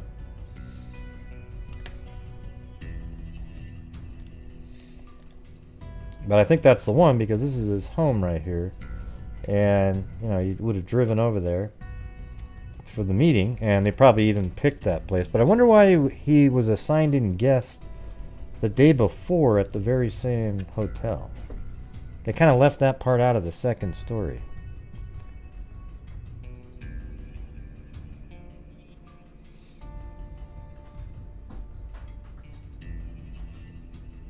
Okay, Raven. Alright, yeah. Let's see.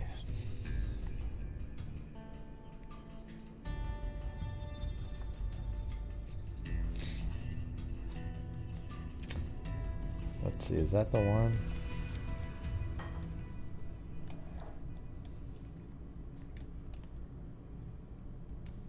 Yeah. So yeah, we were looking at this one a minute ago, but you know, I flew in like that and it looked like it might have been a hotel. But at one point, I don't know if that's what you're talking about, but that's, you know, you type in 4805 Brownsboro Road and look where it puts you, right here in the middle of the road. So I don't know if there's just an error going on or what. You know, it looks like maybe that was a hotel too at some point. Let's see. What if you go down to right here? I don't know if it's a hotel or a...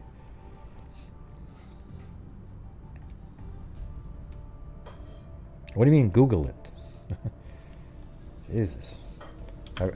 This is Google. Google made this. Alright, so anyways, that's it.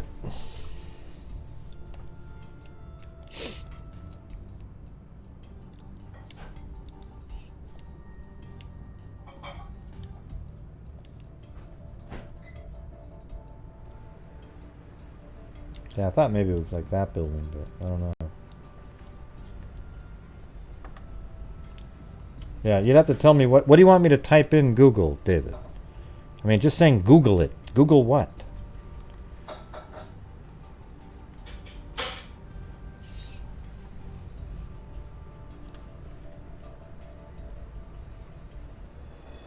Google it. Okay, Google what? Type in what? The address? Because the address put me right where I just showed you. There isn't another place. Seemed kind of odd that it puts you in the middle of a road like that, but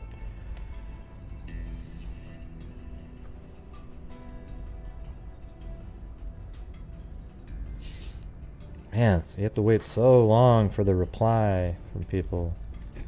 What's the Google result? The question that you want me to type in Google.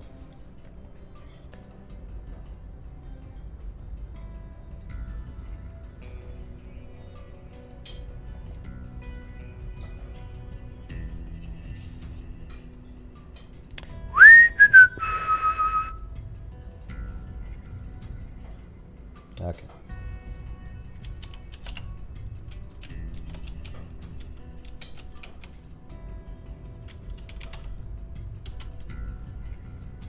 And this is in Louisville.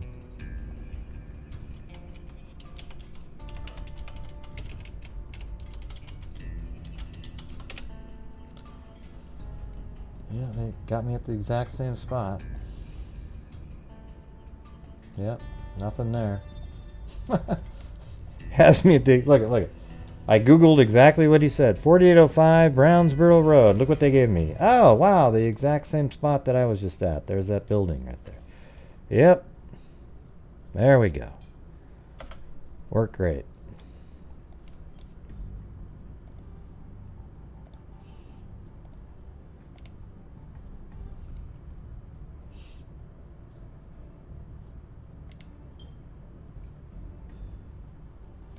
Yeah, I see the one that you're saying now, like one of the results. But even Google Maps has it at that.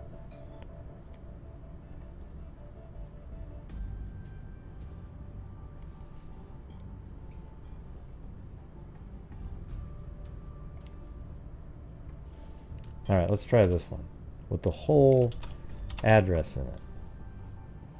Yeah, that's not even close to where they had the... They put a pin here. Now they're saying that there's I mean, I don't even know. That's not even the right one. See, I just put in above Best Western at 4805, but it's the actual Brownsboro Inn. I guess they don't really want you to find the hotel, okay?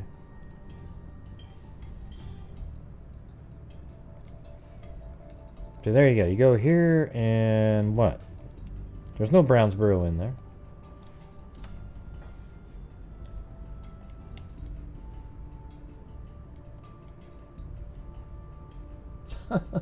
This is ridiculous. I guess it's a closed hotel. Let me try it one more time. I'm good. I'm putting exactly the address that they're giving me. It puts you right there. And I'm just going to guess it was one of these buildings at one point. That's it. That's all I can do. It's just not there. You can look it up yourself and you won't see it.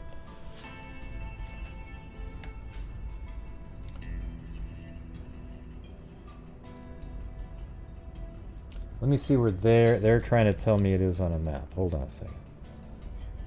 They're trying to say, yeah, they're actually, look at, that's where I said it was. Look at this right here. See this? Watch this. Boom, boom, boom. See that right there? They're putting it right there, the pin, 4805 Brownsboro Road. And if I zoom back out a little bit, see there? Ding, ding, ding. And they have it right there. So I think they're actually saying it was right in this area. You know, so that's kind of where we have it. So, you know, sometimes, guys, you just got to trust what I'm doing. I actually know what I'm doing. You know what I'm saying? It's weird. Let's see. So that's all there is on that one. I think it does sound like it was a hit. It's just interesting that nobody's ever talking about it at all since 1976. You know, there's a couple, like, you know, tiny... They weren't even updates. They were just, hey, you guys remember this one?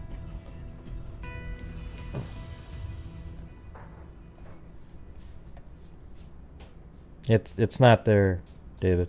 I just showed you 20 times, all right? Yeah. See right there? This is right where they have it on the map. It's not there. It's not there anymore. You understand that, right?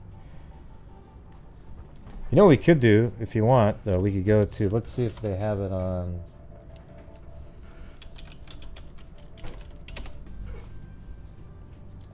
If we go to Google Maps and try it on there, and then see if they've got a... See, again, they put it right there. You know, all I can do is what they're saying. And maybe go to right... That's not where I want to go.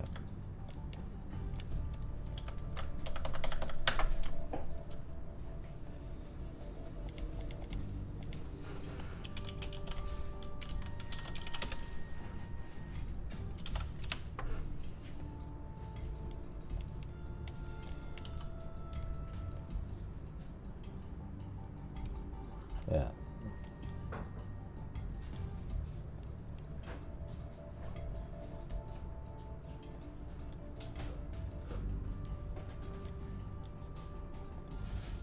Yeah, there you go. 2007.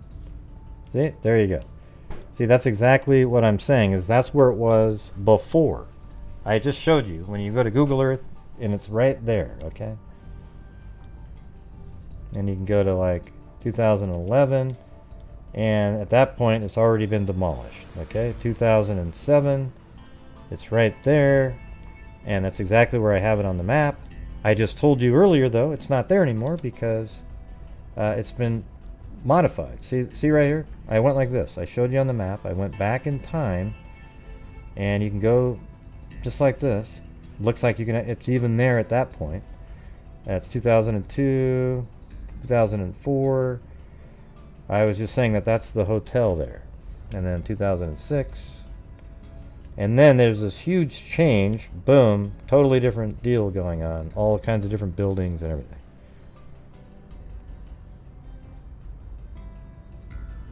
Yeah. All right. So we got it. We got it all. Are we all on the same page now, or?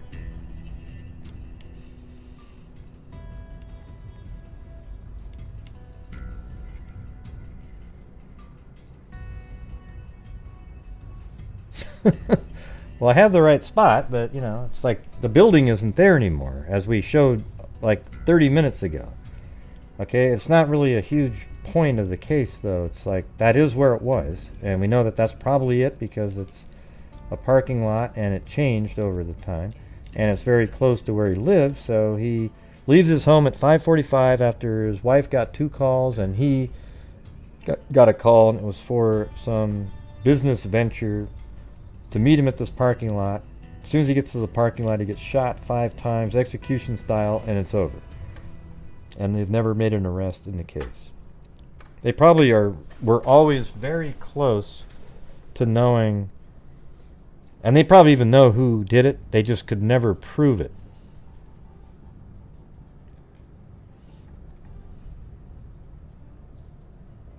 Right.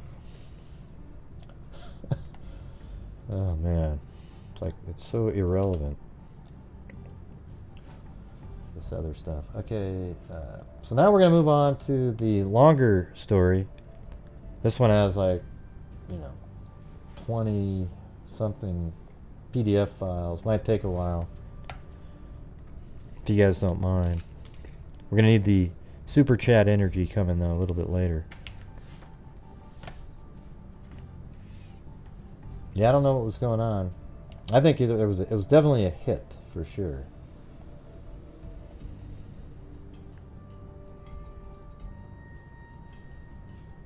All right, so now we're going to move on to this case right here of Alva Parris. Now, ooh, I gotta go look it up. I gotta go look it up really quick.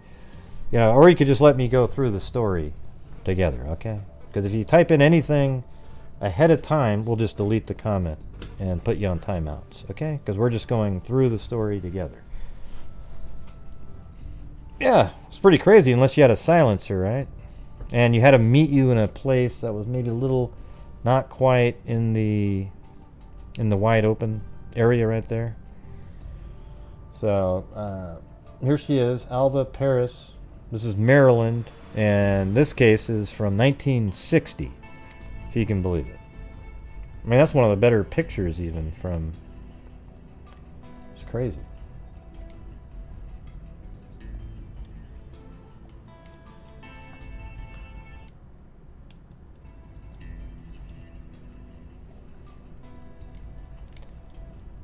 And here we go.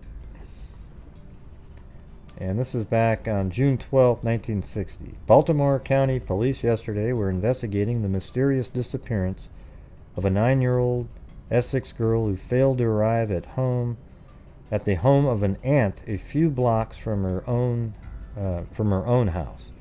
Miss Alva Queen of the first block Westway North. So let's go to that, whatever that means. Let's see.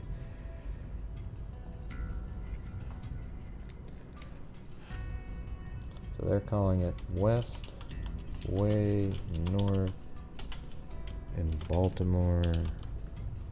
So it's Westway. Oh, I already have that. Yeah. Yeah, so I've already got a pin there.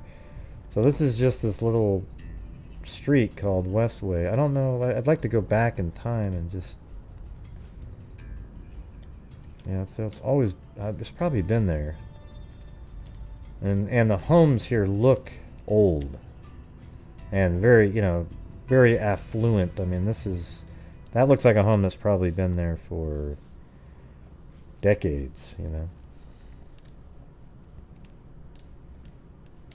I think that's the one, actually. Yeah, right there. It could be this one too, I guess. No, it's not. It's not that one though. I don't think, because I think I was able to see by zooming in on it. Oh, there it was. There was a number somewhere. Was it down there? Yeah, that's 203 there. And then this side, I think had a number on it too. I don't know if that's even a number or not. I don't know. This is where it's saying it was. 45, but it's also calling it, the name is a little different. They're saying Westway North, but there isn't one now. Let's see. So it's just Westway. So we'll see we'll try to figure out if that's the correct one or not. So Miss Alva, queen of the first block of Westway North, said her granddaughter Alva Jean Parris, who lives with her, left at about 9 a.m. Friday to visit Miss Betty Queen, I guess we'll know here in a second, of the 1700 block of Hart Avenue. So we'll know here in a second if we're close, because it would have just been a short distance.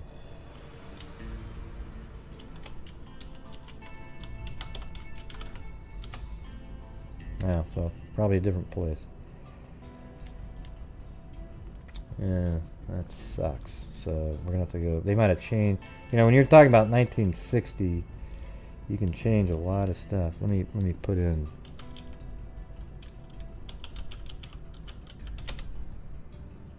Well, maybe. We're gonna go back. Earhart Avenue.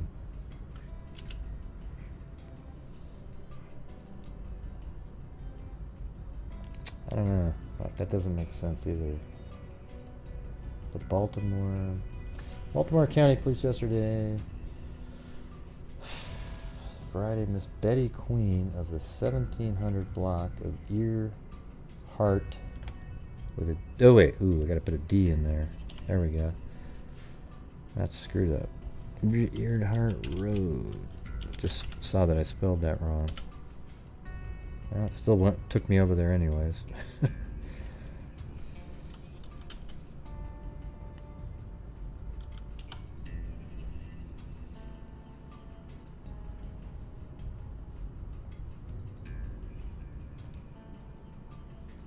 Wow, there's even another one over. That's Earhart, though. Okay.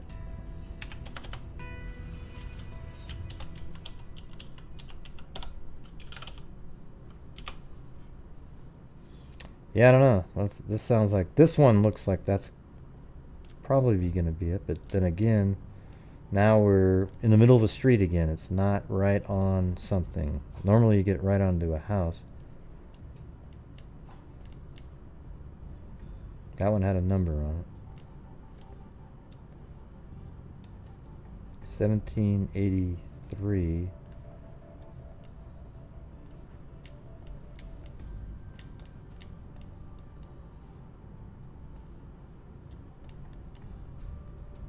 I mean, that's so long ago. That's 61 years ago.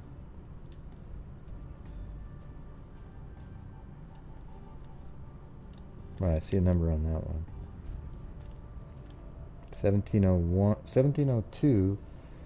Oh, so it should be, there should have been a house like right there that would be 1700.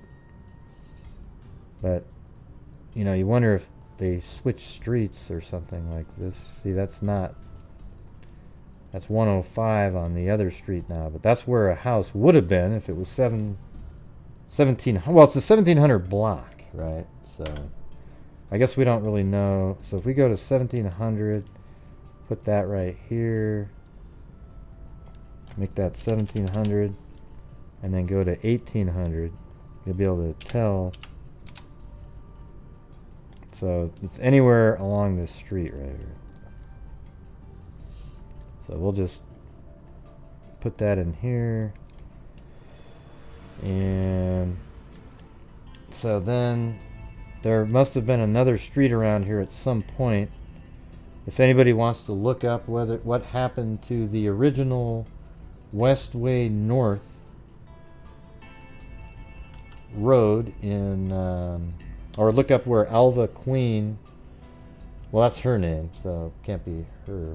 If we can get the mom's name, we'll be able to, somebody can look it up. But it was Westway North in Baltimore a long time ago.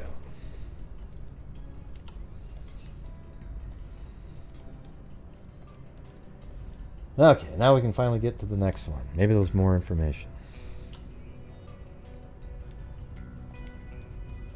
That's what's always weird when you have a girl that disappears and they're like 5, but it was 1960, and then you think, man, they'd be, 10 years older than me now. I mean, that's old as dirt. Just kidding. Alright, police searched Essex woods and basements yesterday. Yeah, so this is the right spot, because I think that's what it was listed as, is Essex, Maryland, right there. So that's here, and she was just a couple blocks away, so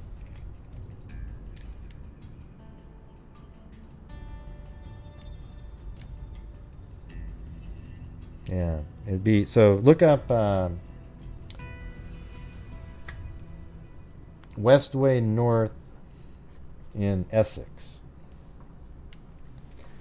Okay, police searched Essex woods and basements yesterday for a 9-year-old girl who had been missing since Friday. They are afraid that violence may be involved in the disappearance of Alva Jean Parris, who lives in the Edgewater Apartments on Westway North. But so that other area has no apartments.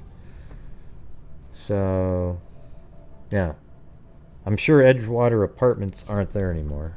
I mean, we could just try a shot in the dark, but I doubt it.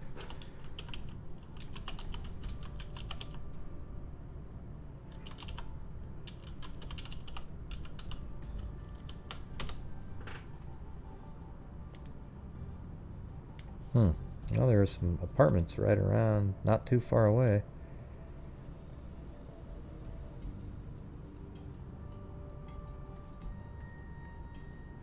I don't see any Edgewater. There's Evergreen. And what are the roads? Stemmer, Brunswick.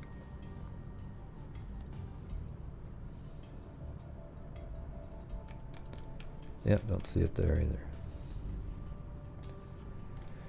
Alright, officers said they looked into the basements of nearby apartment houses because anyone who harmed a child could have hidden her there. Miss Fredonia Parris, Alva Jean's mother, told police that so that's her name, Fredonia Parris. So maybe you can find that one. So Fredonia Parris, Alva Jean's mother, told police that the child was sent to an aunt's home nearby at 9 a.m. Friday. Miss Elizabeth Queen of the 1700 block of Earhart Road with a, well, now it's saying Earhart with no D, but the other article had a D in it. And the actual one does not have a D either. There isn't one.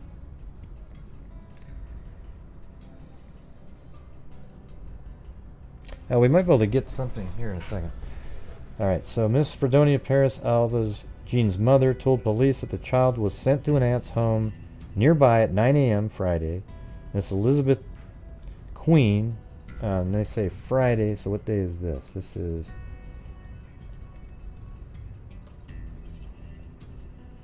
Tuesday, so it would have been 13th, 12th, 11th, the 10th. So June 10th. So I don't know where, right now where she lived, but we'll just kind of throw something in there.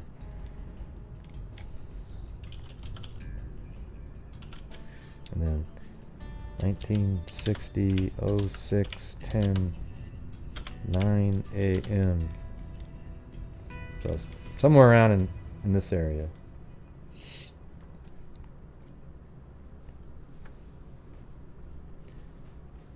Let's see. So she went to her aunt's house, Miss Elizabeth Queen of 1700 block Earhart Road.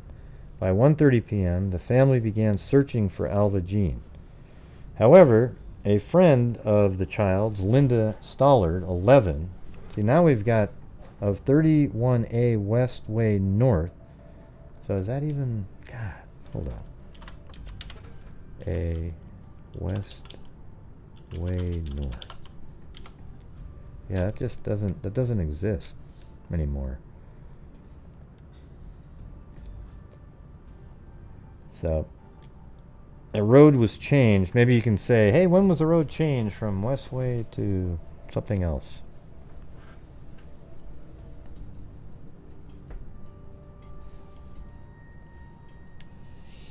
Family again, she just probably walked over there. This is 1960. However, a friend of the child's, Linda Stellard, 11, of 31A Westway North, told police yesterday that she played with Alva Jean on a playground until 4:30. Really? Wow.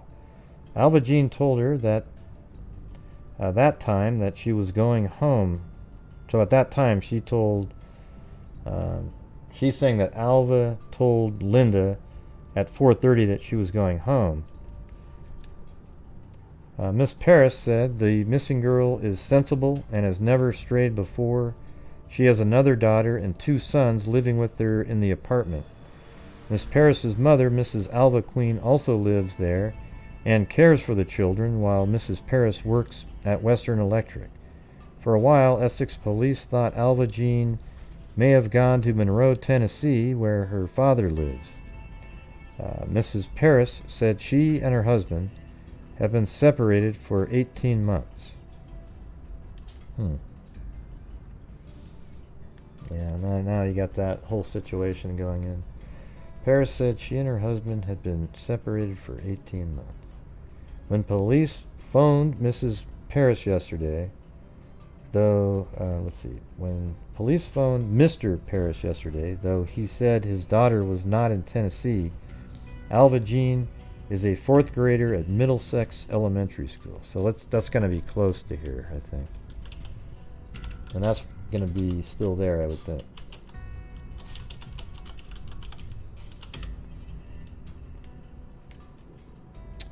Guess not. Is it way over here? Middlesex Elementary School. Oh yeah, no, it's right over here. See? I actually put the pin on the school, but yeah.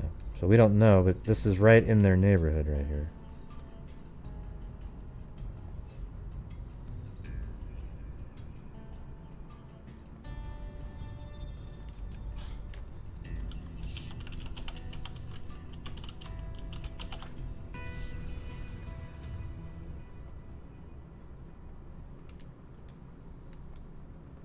Yeah, so that means she probably just lived on one of these streets.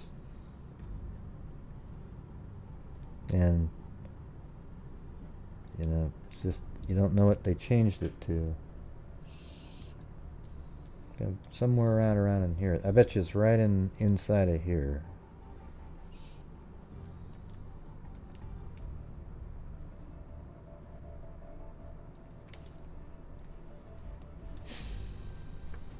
Alright. So, that one. So, the first article was the 12th, 14th, and this is the 15th. 3 detectives have been assigned to the mysterious case of a 9-year-old girl who disappeared from her Essex home Friday and has not been seen since. Baltimore County Police have been looking for Alva Jean Parris of the 1st block Westway North in the Riverdale apartment development, since her mother reported... let me try one more thing right here.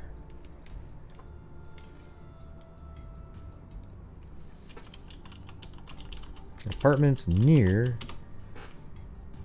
Okay, so then I'm gonna look at the names of the streets here. Okay, Westway is the name. Normally apartment buildings stay for a while. Essex Town Center. I could definitely see that one being one.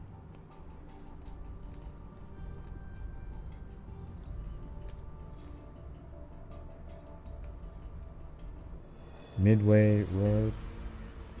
That's Midway Road. You know, the other one was Westway.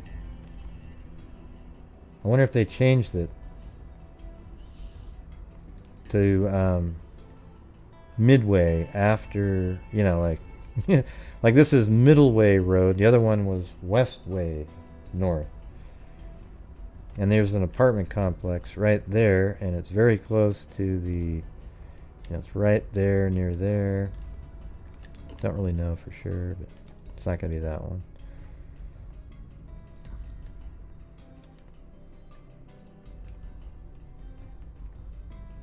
Essex Town Center. Wait, you know what we could do is, yeah, here we go. I'm going to go to the newspapers. There we go. Forgot about that. www.newspapers.com. I like to have everything squared away. The addresses. Baltimore. That's not what I was going to do. It's called the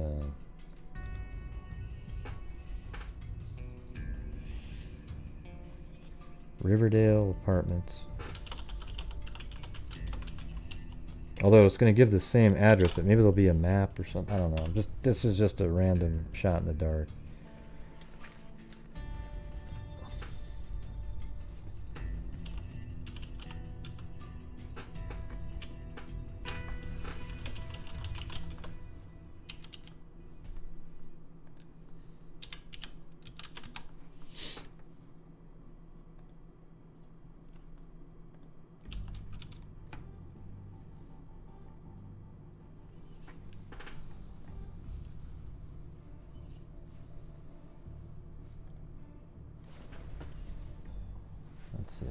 Beloved father to the funeral. Okay.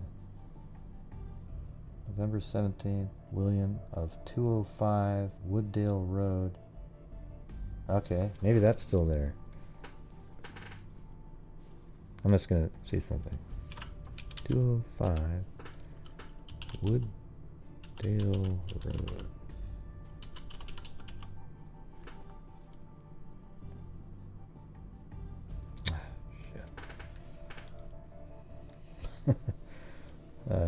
That's in Baltimore. This looks like the right one, but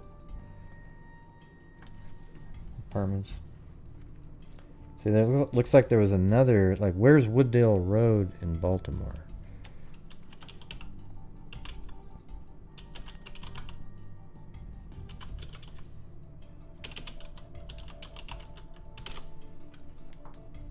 That's not gonna be the one. Oh, and it's not. It's Wooddale.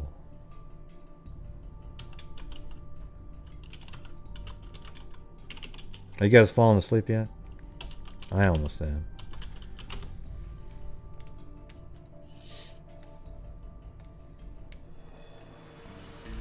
All right. How about 1961 to 1970? Fire kills 3 in Riverdale apartments. Wow.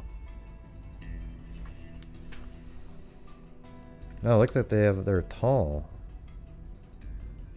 Huh. Weird. I wouldn't have thought they'd be tall apartments. Maybe it was that one that I was looking at. There was another apartment complex that was kind of over here that was tall.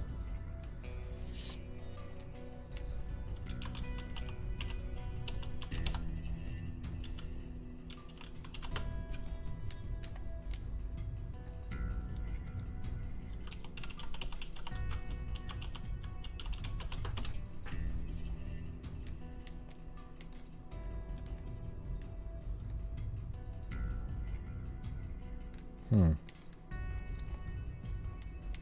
that one was pretty close. It just burnt down and then they rebuilt it. Complex took the lives of 44-year-old man. Police said Edwin 66. Okay. The fire broke out at about 4 a.m. in the apartment adjoining the Cloud families in the Parkview Garden apartments. So where is it saying? Oh, Riverdale. Is that an actual? No, it's called a Riverdale apartment. Fire kills 3 in Riverdale. So Riverdale might be an area in this case. Riverdale, Maryland, it's saying. That's not the right one. Let's see this one. The body of Francis E. McCoy, 37, of 800 block of Silver Avenue, Essex, was found slumped against the wall of the Riverdale Apartments pumping plant on Fenway. All right. Is there anything?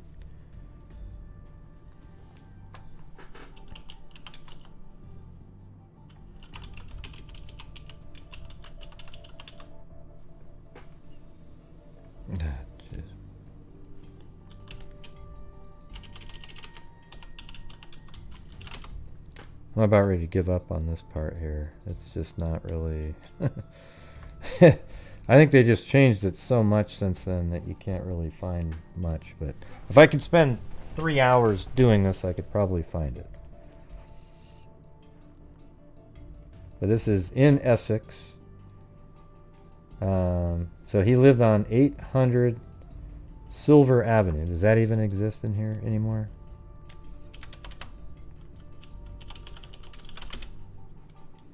Yeah, so he lived right there. This guy that died in this, that was found dead, he lived in that little tiny house right there. Slumped against the wall of the Riverdale apartment pumping on Fenway. The medical examiner said there were 9 bullet holes in the body. Some were where bullets had exited. The wounds may have been inflicted with more than one pistol. Discovery of the body was made at 4:58 a.m. by patrolman Jerry Zuloff and John Lucky of the, let's see, So that was 1967. Let me try one from 1969 to 1975. I'm only going to try this for another minute or two. I want to see if they, after it burnt down, did they change it to something.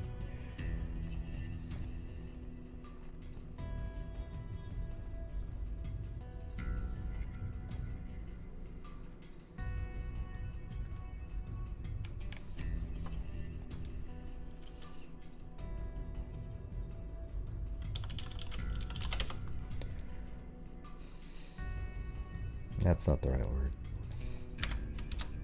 About 1976 to 1995. How long did it stay there? 1983, it looks like it's still there. Tenants' air complaints at Middle River Complex. Her neighbors in the Riverdale Village Apartments off Eastern Boulevard. Yeah, Riverdale Apartments. So I guess it was called Riverdale Village Apartments.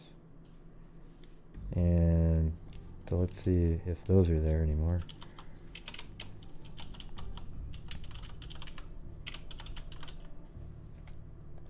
Is that it? Oh, God.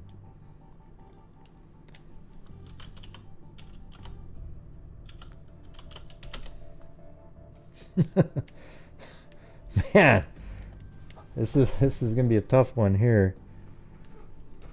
Unbelievable.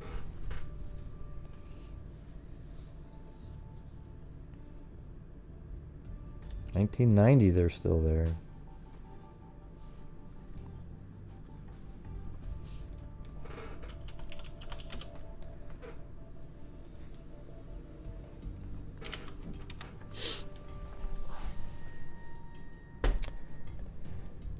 $1995. urges apartment complex probe. Inquiry into what at the rundown Riverdale Village Apartments in Essex Middle, where the owner is collecting federal rent subsidies after defaulting on a government-backed mortgage.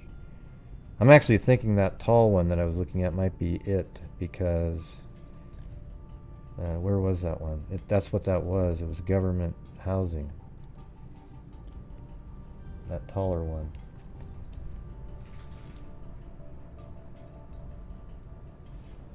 Huh. Sounds like not really a great place to live, to be honest with you. Alright, so now I'm going to make that from 1995 to 2000. 1998. County moves to condemn Riverdale. There we go. We're getting to the point where they destroyed it. Okay. County officials are moving to condemn and take possession of the privately owned half of the derelict Riverdale apartment complex, even as they plan to accept ownership of the other half. The property is off the 1900 block of Eastern Boulevard. Okay. Should change hands September 15th. Demolition should be completed by October 1st. The property is off of the 1900 block. Hopefully we're getting close here. 1900.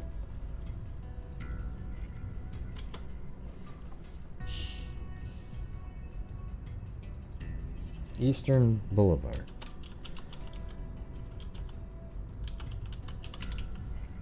Okay, come on. Oh! No, look at I think that's the one that I was looking at. See, this right here is a government subsidized apartment complex. Right here, this thing. So I'm kind of wondering if that was it. So let's just say they lived over here. Hey, we finally got to the right place. And that makes sense. I think it's right there.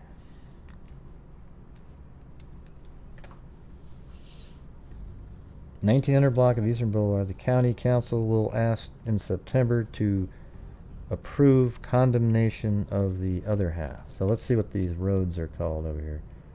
North Maryland Avenue, Eastern Boulevard.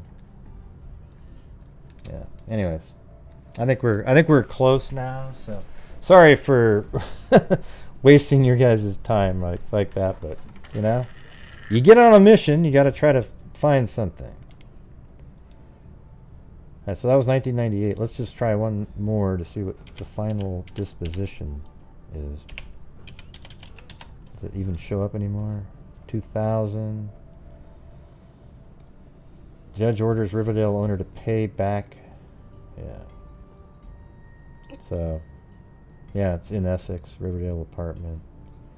Yeah, that place just seems like a nightmare. They lived in that thing. There it is. There we go. Hey, the Riverdale Apartments demolition to begin. Clearing the site in the 1800 block of Eastern Boulevard. So now it's 18... where was that? God, I just saw that. 1800 block. God, what are they talking about now? Or did they mean 18,000 or... Oh, I guess we're going to be moving over here. So now they have it over in this spot. The other one said 19,000. So, huh. Well, you know what? Google Earth goes back to that time. Let's take a look at it. 2019. Ooh, there we go. Look, there's a building there. Right? And then 2002. It's still there, though. Shouldn't they have been taking it down by now? 1999.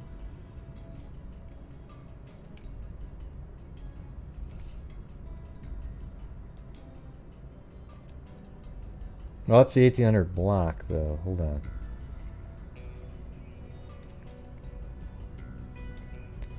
Couldn't you just be consistent in the two articles? I wonder if I put 18,000, what would happen? Yeah. That's what I'm just kind of thinking it's this one, but maybe not. So now it says 1800 block.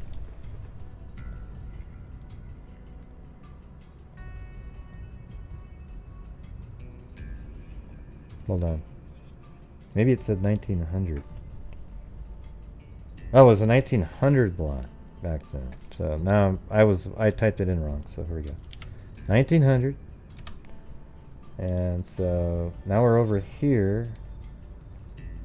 That was the original address that they gave. So let's see if what's going on now. I'm so far away from getting back to the... Wow. Was this whole thing?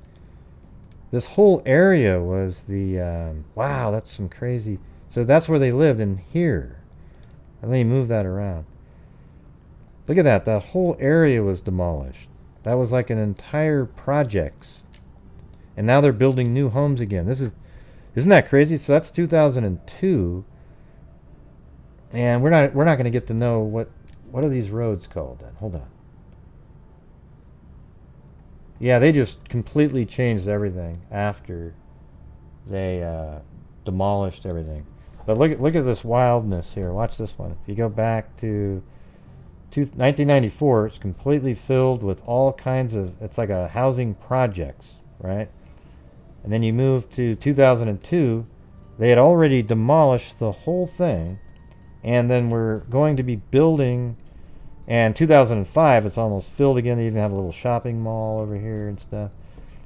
We don't know exactly where now because they've gotten rid of the street name, so we'll just kind of put it over here. That makes a hell of a lot more sense to go to that school, go to the grandmother's house just a couple blocks away. All right, everybody, we got it all figured out.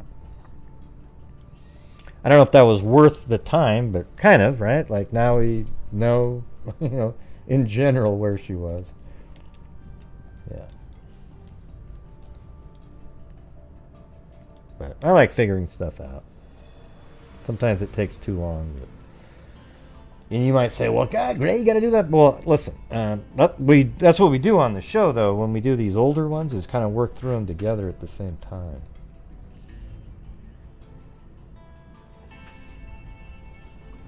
Okay, so missing 5 days in Essex. Her mother told officers the child left home at 9 a.m. to walk 2 blocks to the home of her aunt, Miss Betty Queen, of the 1700 block of Earhart Road. So if anybody wants to go look up Betty Queen, like Dan Carr if you're out there, Betty Queen, to see where what address she lived at. On, let's see, on Earhart Road, Earhart, 1700 block, Earhart Road. Okay.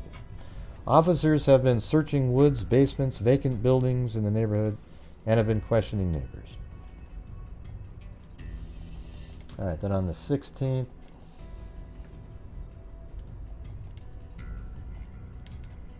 yeah, that's her right there.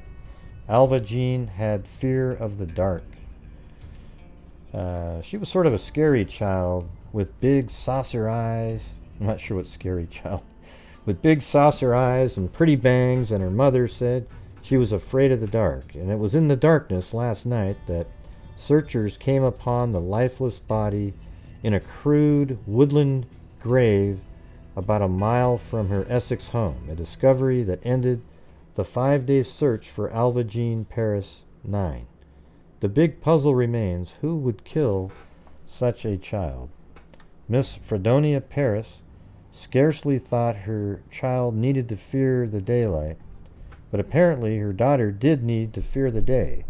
She disappeared in the daylight Friday. The medical examiner theorized she had been dead that long.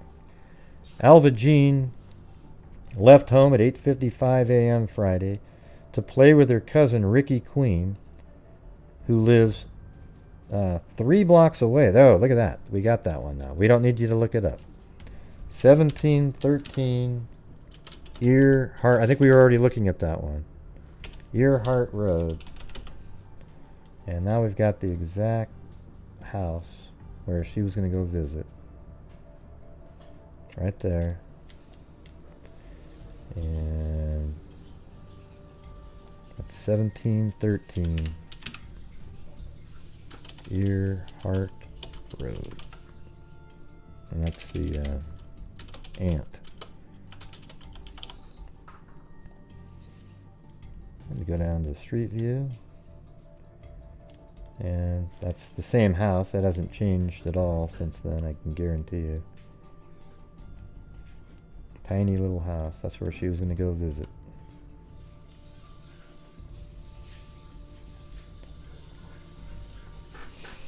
You know, it's weird. What's cool about newspapers.com is, just like we did a minute ago, like you sort of have to just think about stuff sometimes. Like it's weird that you can look up, well, it's not really weird, but it's not something you would think about, like a reference to the apartment complex, knowing that it's not there anymore, in a newspaper, and then progressing through time, and then trying to figure out where it is, right? We've done stuff like that many times.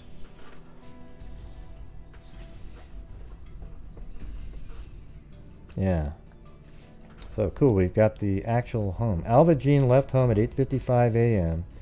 to play with her cousin Ricky Queen at her aunt's house, who lives 3 blocks away at 1713 Earhart Road. Ricky was having a 10th birthday party. She was going early to help decorate the cake, but she never arrived there. So it's interesting that one friend said that she was playing with her at 4:30. I think she would have gone over there to decorate for the party. What do you mean, where's the girl? She was found dead. We just explained it. Alva Jean rarely played with the youngster in her immediate neighborhood, but she was fond of Cousin Ricky. She was described as a bright student at Middlesex Elementary School and was due to be promoted to 5th grade tomorrow. Big brown saucer eyes were most distinctive physical characteristic of the youngster. She wore bangs with her shoulder-length hair. Alva regularly attended the community church and Sunday school on Orville Road. She was the eldest of 4 children. Her sister Mary is 5, and she had brothers Edward 7 and Ralph 4. During the week-long family anguish, Miss Parris said she could think of no one with whom she had any difference or difficulties, and certainly none whom she could suspect of abducting her child for revenge. All of the family discounted any thought of suspecting Ralph Parris, the estranged husband of Mrs. Parris. He is living in Monroe, Tennessee. Mrs. Minnie Parris, the paternal grandmother, said she didn't know of a father who loves his children more than Ralph. The victim's mother has been employed at Western Electric for the past year and a half. She has gone to work at 7 a.m. last Friday, knowing that Alva Jean was not attending school because she said the girl didn't feel too well. She knew that Alva was going to the home of Miss Elizabeth Queen, her aunt. When the mother came home at 5:30 p.m., the family began a personal search. Finally, by dark, police were called in. The search by police and rescue squads culminated in tragedy last night.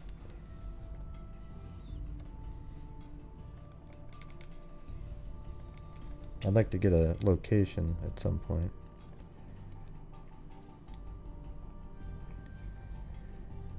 Body of Essex girl 9 is found in shallow digging on old farm.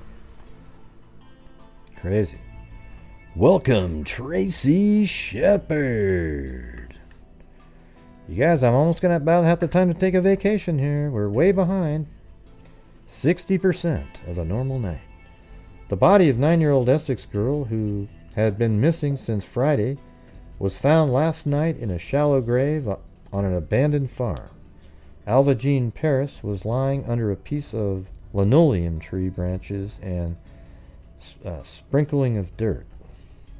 Had been missing since Friday, was found last night in a shallow grave. Alva Jean Parris was lying under a piece of linoleum, tree branches, and a sprinkling of dirt. So like, wow, that's weird. So somebody covered her with linoleum, probably dirt, and then threw branches on her.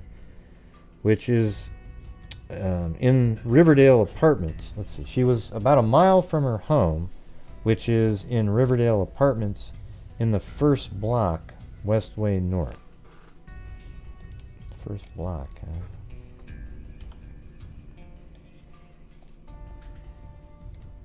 I wonder if it was like this one right here. Mars Run Road. That kind of makes sense. Right there.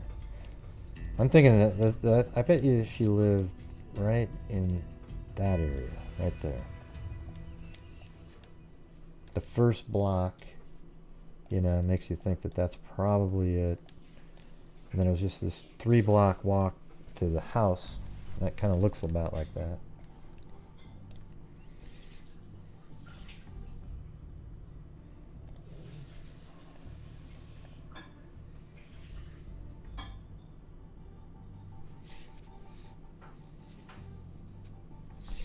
Yeah, never met the aunt's house, yeah.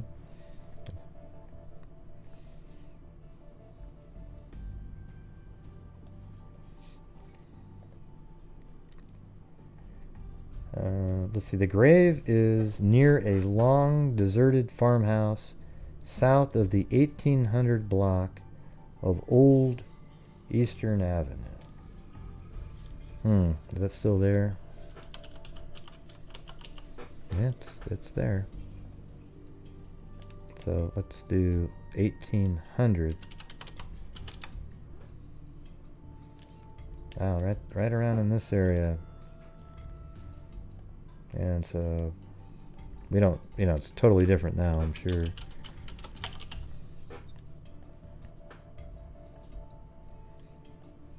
And let's go back as far as we can, probably 1994. Yeah, it could have been, like, that's pretty...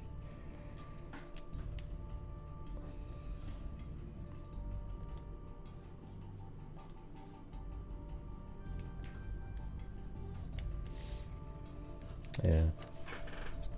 But that is Old Eastern Avenue. It's the 1800 block, so we don't know exactly where it is, but somewhere around in that area. And you can see, well, they said a mile from her home, right? So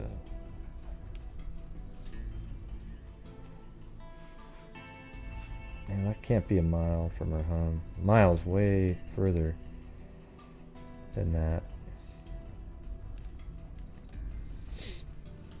Eastern Avenue, but maybe driving it's a mile because you can't just go as a crow flies. Sometimes there's way out of the way. Lieutenant John Allender said it was in a grove of gum saplings, some of the thickest woods in Baltimore County. Police said the linoleum over the little girl was torn out of the old house. Baltimore County Police asked Tennessee troopers to arrest Alva Jean's father, Ralph Parris, for questioning. Parris has been living in Monroe, Tennessee since he and Mrs. Fredonia Parris, the child's mother, separated 18 months ago. County officers also arrested several suspects and were questioning them early today at the Essex station. Lieutenants Allender and Harry Freund directed the search that began at 5:30 p.m. and ended 2.5 hours later. Members of the Arbutus, Middle River, and Boley Quarters rescue squads participated as well. At 8 p.m., Charles P. DeMarco of the Middlesex Rescue Squad found a child's pair of black and white saddle shoes in a woods on, let's see, in a woods on...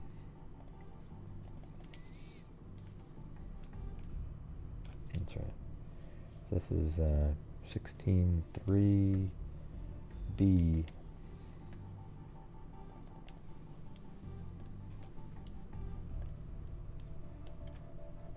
On the farm, the shoes, about 10 feet apart, were still tied. Two searchers with him, Daniel C. Long and Ralph W. Shriver, both of the Arbutus squad, then discovered a nearby mound covered with a piece of brown linoleum and twigs. Mr. Shriver said he lifted the linoleum and saw something pink or orange. The searchers quickly notified police, who uncovered the grave. Alva Jean was dressed in green shorts, a figured blouse, and pink socks, police said. She was lying on her back. The child's grandmother, Mrs. Alva Queen, who lives in the same apartment, identified the shoes as Alva Jean's. The child's aunt, Miss Elizabeth Queen, identified the body at the city morgue. Miss Parris reported her child missing Friday afternoon.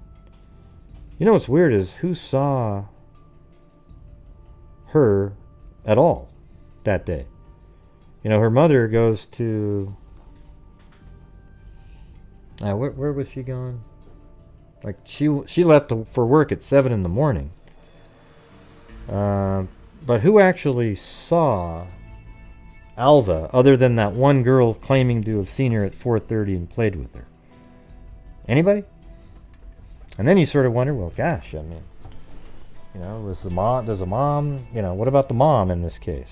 You know, it's weird, right? Because Mrs. Parris reported her child missing Friday afternoon. She said she sent the girl on an errand to the aunt's at 9 a.m. and had not seen her since. The aunt, Mrs. Elizabeth Queen of 1700 block Earhart Road, which is near the Parris home, said Alva Jean never arrived there. Police thought for a while that the child may have gone to see Mr. Parris in Tennessee, but the father said she was not there. Earlier in the week, police searched basements of the apartments. Neighbors had reported seeing a strange man loitering in the vicinity Friday. Though the mother did not see her daughter after 9 a.m. Friday, a friend of Alva Jean said the two of them played in a nearby park. See, I don't really know if I believe that she's remembering the right day. Because I think that she would have went over to her aunt's house because it was for a birthday. You know, kids are really into that kind of stuff. When Alva Jean said she was going home, Alva Jean was a 4th grader at Middlesex Elementary School. Besides tramping through wooded areas yesterday, searchers dragged streams and skin divers examined the bottom of Middle River, Eastern Avenue. All right. Man, I don't see a lot of the regulars in here tonight. We only got like 222 people. Must be a live stream going on.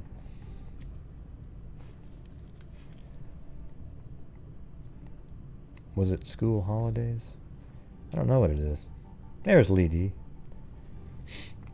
Yeah. Well, I think I'm gonna eat something really quick.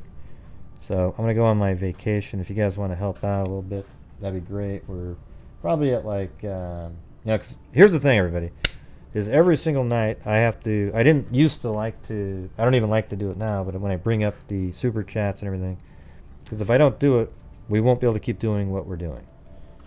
Alright? So it's got to be like, you know, it sucks to have to bring it up, but that's how it works. You know? So I'm going to, you're on rewind mode. Alright, Tawny Lee. So I'm going to go put it on that. I'm going to go get some noodles over here. Oh, there's Blooming Heather. Alright.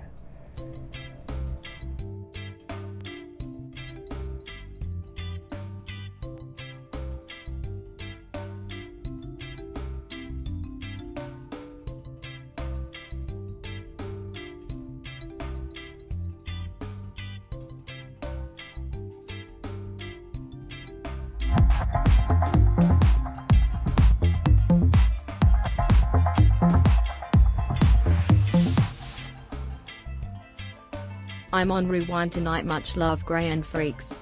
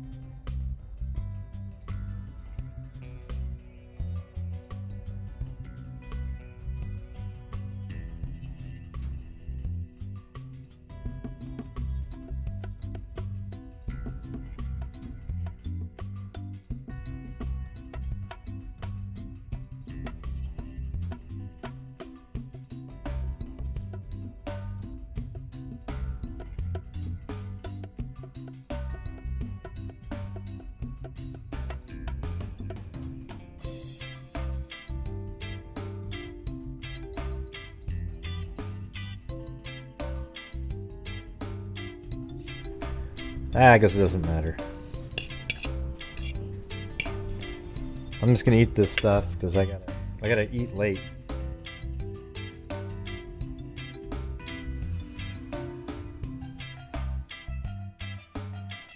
Mukbang, mukbang. Where's Zozo?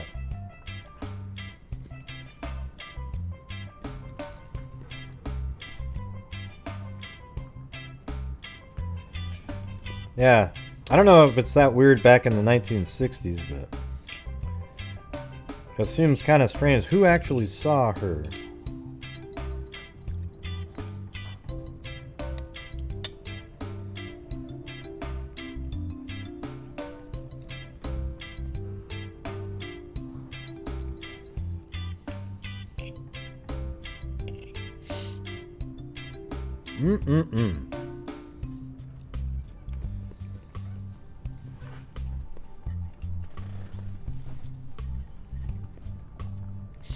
Man, I never eat this late, but I think I'm going to be needing some calories or something like energy. You know?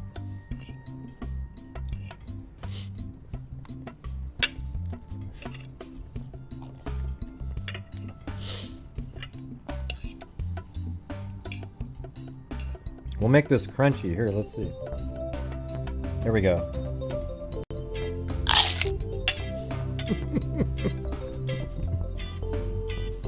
Thanks, Adniram and Tracy Shepard.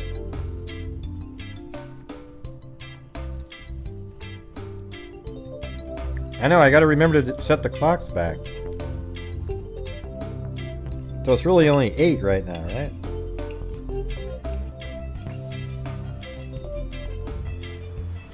Oh, so Happy to be here with all I wouldn't miss friends. my appointment. I would Love just that be you an hour make a early. difference. Yeah, well, thank you, Tracy. Yeah, we do. It's not me. We make a difference. Because without you, there isn't making a difference. You know? I mean, we make a difference just because we cover tons and tons of cases that nobody's talking about at all. So that's important. But we also donate a ton of money to different charities. $37,500 from the revenue of the channel. Not, you know, putting up a link or something.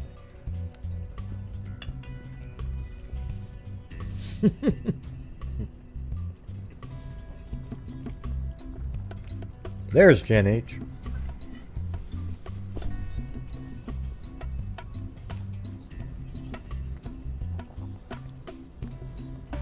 Yeah, don't remember. It's spring forward, fall back.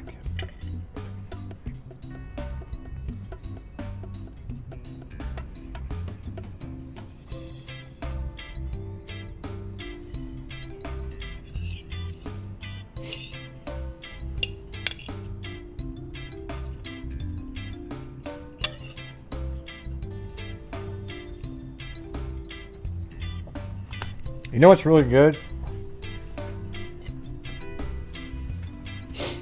You take like ramen noodles, you know, and then you put spinach in there. You put, you know, chicken, right, like real chicken in there. Crack an egg and put it in there, and then put like put sriracha sauce in there, and then it's so good. It's like pho, you know. Have you ever had pho?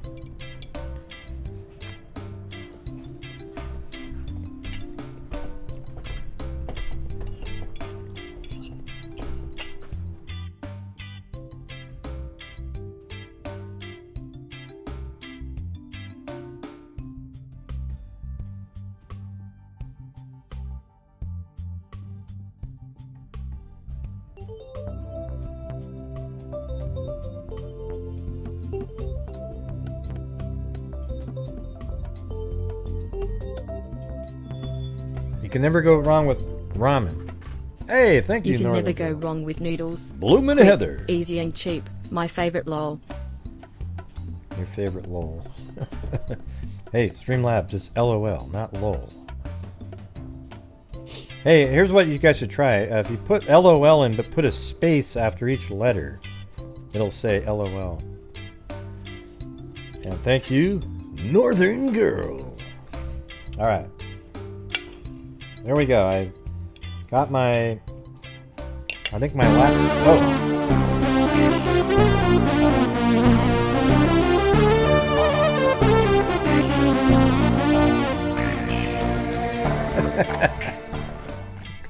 There we go.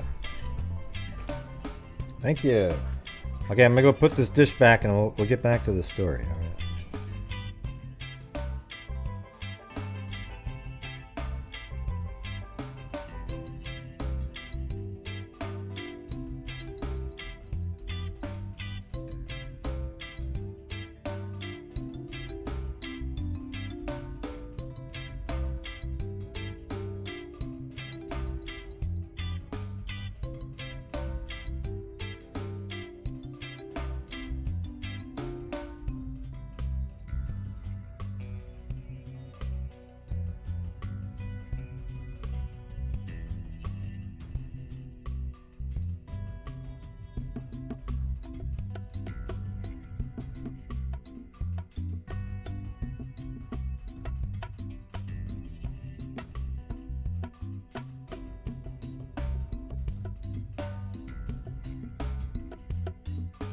All right, everybody.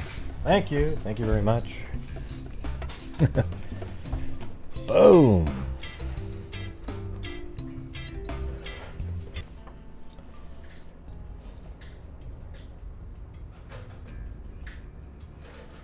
Yeah. So right here, we're the mother. Earlier in the week, police searched basements of the apartment. Though the mother did not see her daughter after 9 a.m. Friday, a friend of Alva Jean... Yes, I don't think I buy that part. That the friend saw her at 4:30. Besides tramping through wooded areas yesterday, searchers dragged streams and skin divers examined the bottom of Middle River near Eastern Avenue.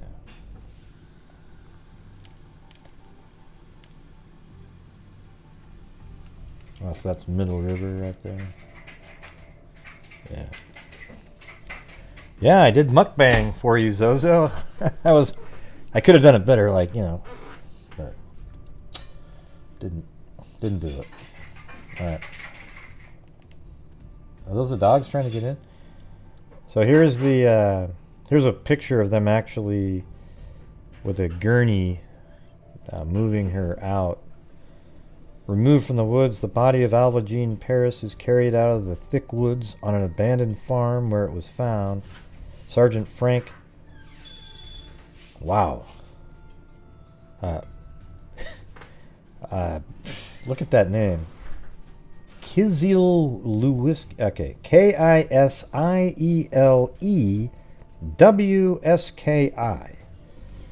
Can I buy a vowel, please? I mean, it's... There's 1, 2, 3, 4, 5 vowels in that. Let's see. Kisielewski lights the way for stretcher bearers. So that guy right there. Now, thankfully, I'm only going to have to say his name one time. Did I say it right? No, Gray. It's actually Schlachlachlach. All right. Anyways, this is where they actually found the. I think that's that same guy right there. And this is where she was found, but it's a really bad picture in newspapers.com. The body of Alva Jean Parris was found last night in this shallow grave in this clearing in Essex. And there's his name again, Kisielewski.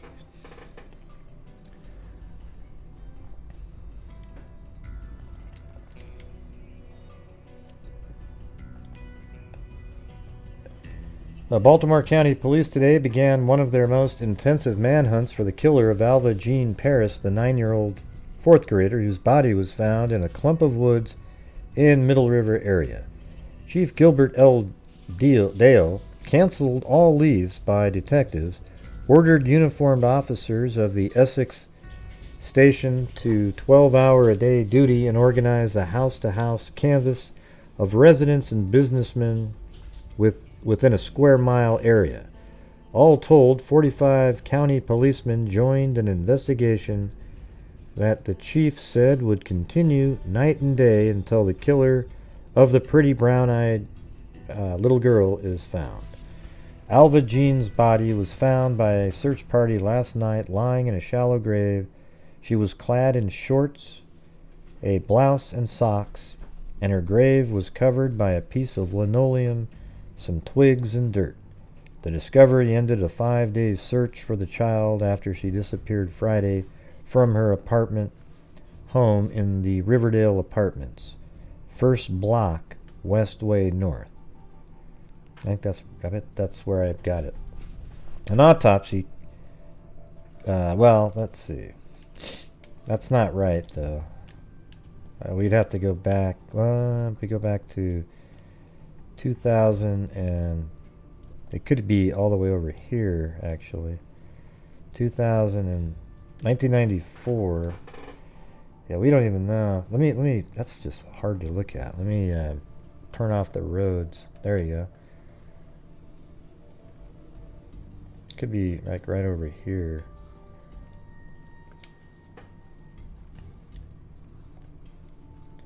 Wonder if there's a better image. One. No. Yeah. All we needed one was from 2001, and it would have been nice and clear.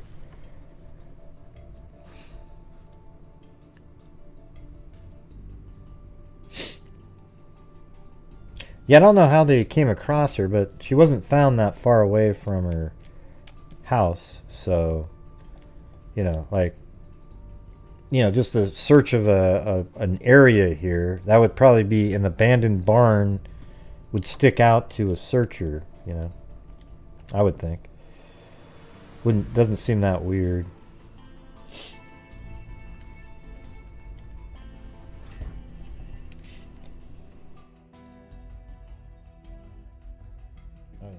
The fear of the dark again. Huh. The doctor said there was no evidence of bullet or stab wounds. I think she was strangled to death. No fractures and no sign of strangulation. But, smothered is what I'm thinking. He said another week of chemical tests. They still never determined how she was killed, by the way.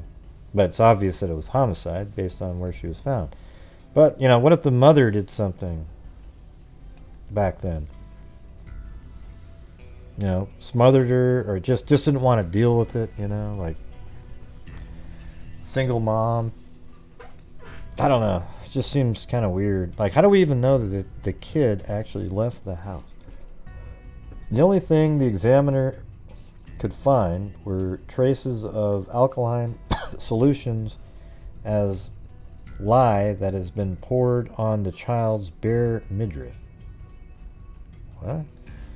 The doctor said there's no evidence of bullets. So the only thing the examiner could find were traces of some alkaline solution, such as lye, that had been poured on the child's bare midriff.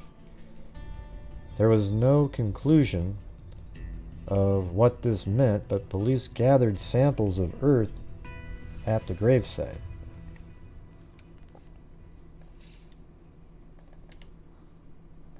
It's kind of weird. Doesn't lye put on bodies to... Let's see. To see if they could find any more traces of... Let me type that in. Hold on.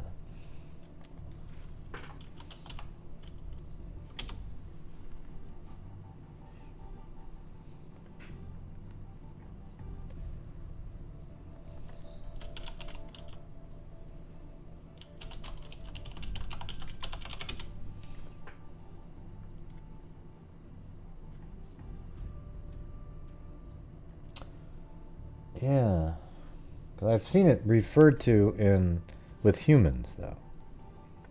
In the aftermath of a murder, the victim's body in a trove of evidence, whether it's taking body temperature, blah, blah, blah. Let's see, where's lye in here?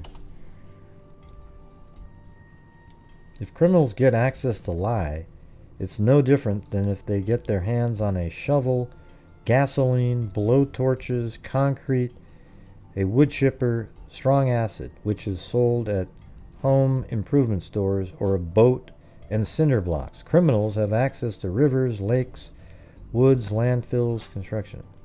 What about if someone gets their hands on lye? Is that hard for people legally to do? Every soap and detergent in your house was made using lye. Anyone selling homemade bars of soap at the farmer's market or on Etsy has used lye to make the soap, probably from lye. See, I know it's used, though, with bodies for some. Yeah. Let's see. What are they talking about? How is it used for murder, though? Maybe if it's ingested or something. Ah, hell, I don't want to dig into that. Now, the chief said a special telephone line of Murdoch 6197 has been installed in the Essex police station for use around the clock by persons who have information. Let's see. Anyone who has any information, no matter how insignificant it may seem to them, should call this number and transmit the information. 6 detectives working under Captain Elmer F. Adams, Chief of County Detectives, roped off a 3-acre area around the crude grave and began a yard-by-yard probing of the ground. Another 8 plainclothes investigators fanned out to begin a house-to-house check of homes and business places in the area near the woods in an effort to learn whether anyone had seen Alva Jean or her killer. Investigators believe the child met her death on Friday, the day she disappeared from home. They all believe her killer was familiar with the thick woodland area where her grave was dug.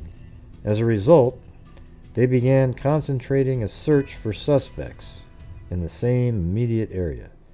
The crude grave, dug with a shovel or a spade, was about 300 yards from a dirt lane, about a city block from Old Eastern Avenue.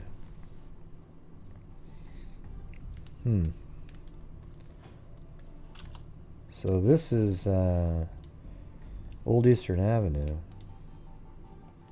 And then they're saying 300 yards.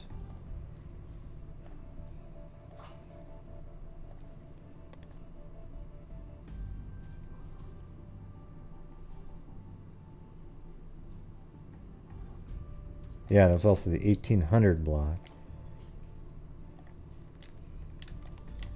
So it's probably likely in this area, because if it was over here, they might have referred to a different road. Like if it was over here, they would have said off of Eastern Avenue, not Old Eastern Avenue. And 300 yards means it would be over here and there and all around over there. So I think it's out here somewhere. Like it's, way out in the middle of this stuff out here. So I'm going to just throw it out in the woods. I don't know. Somewhere out there. And they did say it was a wooded area, right? And that's 1994. And that's what it looks like now. And let's see. Maybe...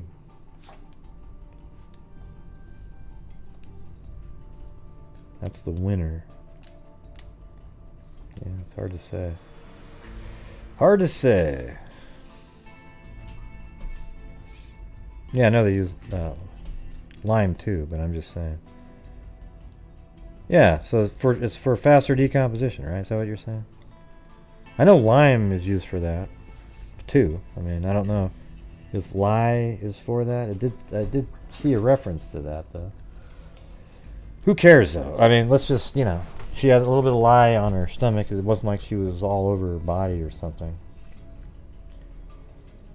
The crude grave dug with a shovel or a spade was 300 yards from a dirt lane. From a dirt lane about a city block. No, okay, so it was 300 yards from a dirt lane about a city block from Old Eastern. So it could be right in this area on the dirt. Okay, I'm going to move that back. Could be, Who knows what that looked like way back then. There might not have even been any houses right here, and there was a block, and then, you know, maybe it was over here. It's like, you know, it's too hard to know at this point. The site is about a mile from Alva Jean's Essex home. See, that's the part that is, well, let's see. If you go at the edge of that,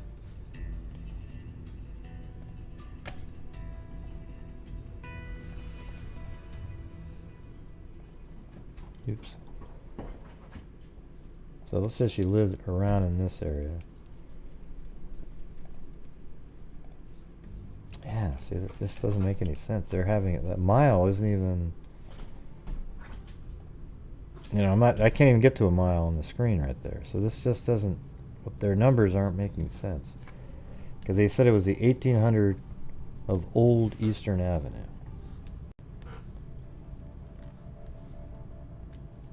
See?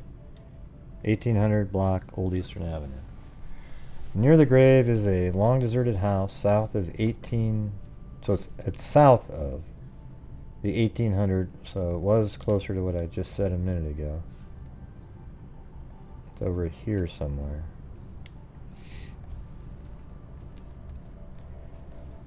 Police said the linoleum covering over the child probably came from the house. The site is about a mile from Alva Jean Essex home. Police began questioning men with criminal backgrounds of child molestation. 3 such suspects were arrested and taken to the Essex station for investigation. Mr. Parris has been separated from his wife, Mrs. Fredonia Parris, and living in Tennessee for the past 18 months. Police said that as far as they knew, he was not in Baltimore at the time of Alva Jean's disappearance. Alva Jean was the oldest of the couple's 4 children. They have 2 sons, Edward 7 and Ralph Jr. 4, and another daughter, Mary 5. Miss Parris works in the industrial job at at the Western Electric Company, while her mother, Mrs. Alva Queen, after whom Alva Jean was named, cares for the children in the low-rent apartment development.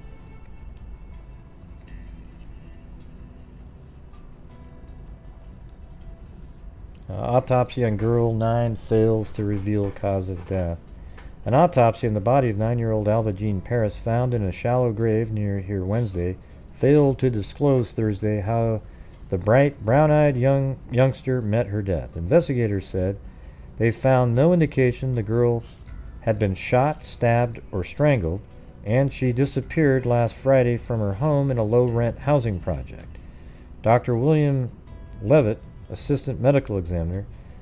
I didn't even know those existed in 1960, the low-rent housing projects, you know. Stabbed or strangled after she disappeared last Friday from her home. She was not stabbed. They couldn't tell if she was stabbed. They knew that she wasn't stabbed, strangled, or there was no indication of it.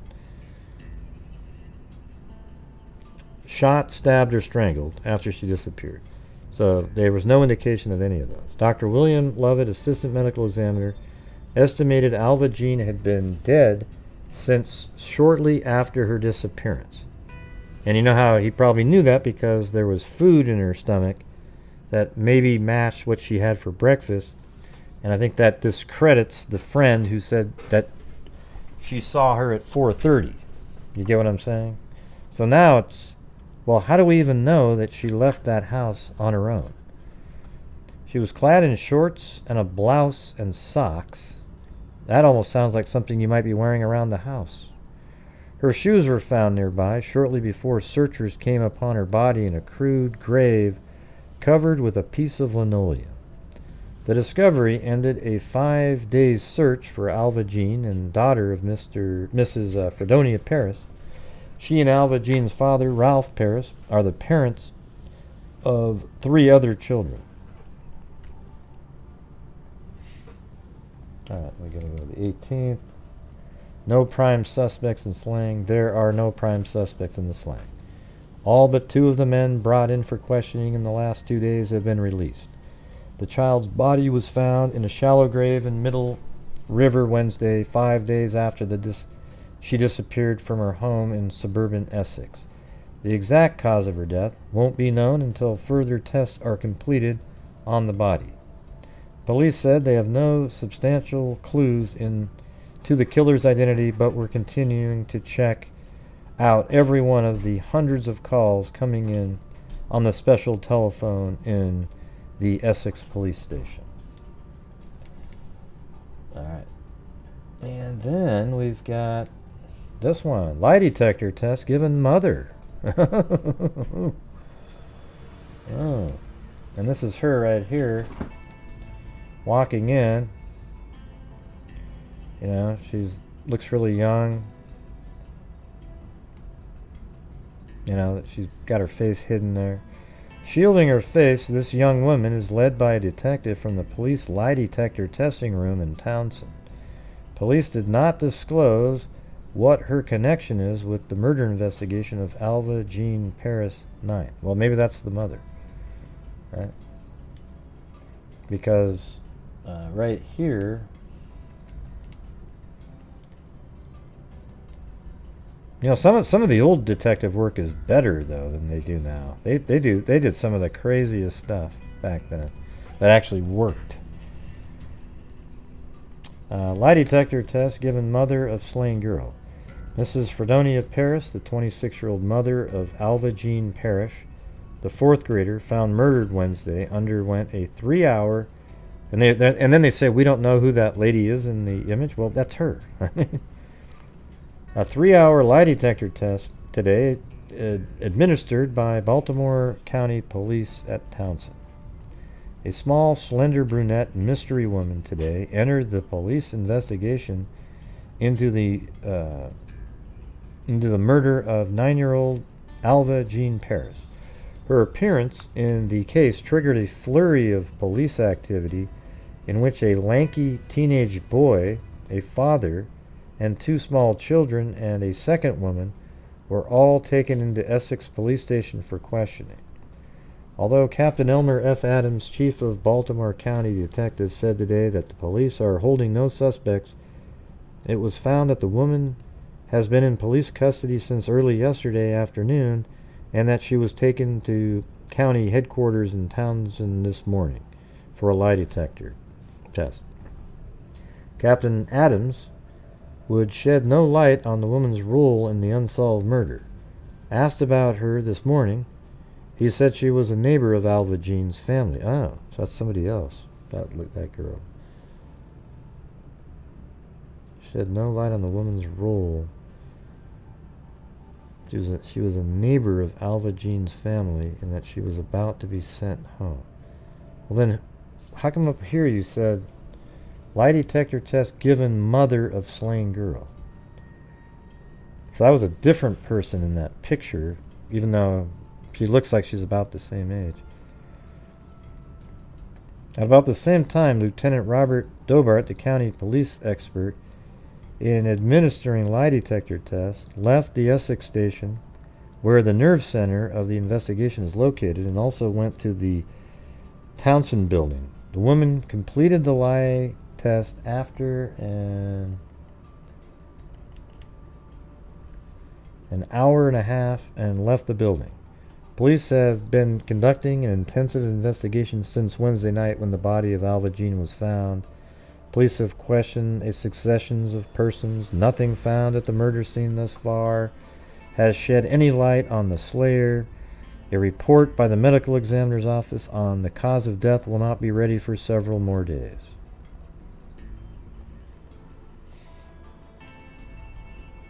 Family of slain girl do more lie tests. So seems like they must have found out that there's no evidence and discredited the 4:30 sighting for them to be doing this right here. Additional lie detector tests were expected to be given today to members of the family of Alva Jean Parris, the murdered 9-year-old girl. Police turned to the tests after admitting that 6 days of intensive search for Alva Jean's killer had turned up no solid clues. One morsel of aid in the puzzling case may be forthcoming today if the toxicologist report is completed on Alva Jean, how she met her death. The laboratory tests also may disclose what the alkaline substance was that the murderer poured over her bare midriff, possibly to eliminate traces of a sexual attack. That's what I was thinking originally. Maybe there was semen there, but why? But back then that didn't mean anything. Household ammonia or bleach have been mentioned as possibilities. Police found a drunk sleeping in an abandoned house near where Alva Jean's body was found. He was taken to the Essex station for questioning. In other activity, officers sent to the FBI laboratory in Washington the clothing the dead child wore, some earth from her grave, and the piece of linoleum that covered her. Working from murder investigation headquarters at Essex Police Station, police interviewed hundreds of residents and businessmen in the neighborhood. Yeah, so they're doing what they can. Nothing's happening.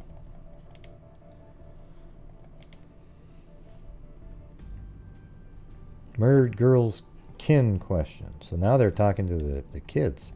It's kind of sounding a little bit like Summer, Summer Wells, right? Just kind of up and disappeared with a in a kind of a poor household with other siblings, and you're questioning the parents, and now you're going to get the kids out there. It's almost like the Summer Wells from 1960. 3 relatives of the murdered Alva Jean Parris were questioned and given lie detector tests. Baltimore County Police, who directed the questioning, I mean, we don't know if they're the siblings, but relatives, right? 9-year-old Alva Jean went on an errand the morning of June 10th. So she goes to work at 7 and says, "Hey, at 9, would you go over to your aunt's house and help with a birthday?" But didn't reach her destination. On June 15th, searchers found her body. They're leaving out that 4:30 sighting. You notice that? Now, in the latest articles, it was a red herring. Police gave the test yesterday to Mrs. Alva Queen Wade, the girl's maternal grandmother, who lives with the child's mother in the Riverdale apartments. Oh. See how similar that is? Candace, Summer. Now you've got... Oh, man, that is pretty weird, right? I mean, although one's 9, the ages are quite a bit different. So now they're questioning who in this story would be the grandest in the Summer case. Swarowski, okay, so who lives with the child's mother in the Riverdale apartments of the first block, Westway, North Essex. Swarowski Wade, 16, of the same address. Alva Jean's half-uncle. Oh, man, now we've got other things similar like that. Like Don's son. And to Calvin Queen, 38, of the 1700 block, Earhart Road, the child's uncle. Several days ago, police gave the test to Mrs. Fredonia Parris, 26, Alva Jean's mother. They also tested Mrs. Geneva Small, 28, who leases the apartment. So maybe that was the smaller lady that was in there. To Mrs. Parris. After the earlier tests, officers said that they were dissatisfied with the results, believing the family knew more than it was telling. Oh boy.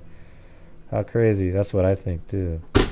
A tile setter arrested yesterday was still being held. A tile setter. Yeah. Was his name Don? I'm just kidding.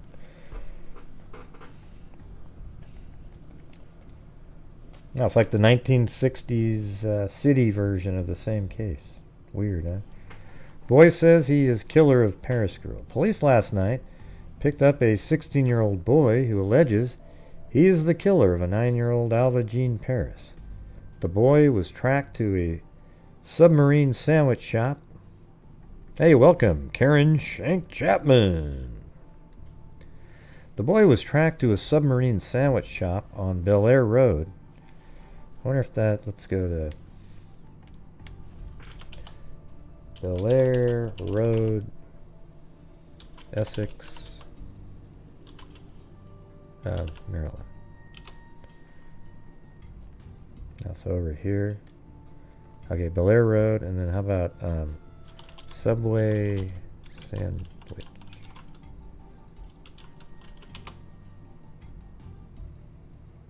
Hey, there you go. Maybe it was right there, huh? Yeah, who knows? It was just pure speculation there. Let's see.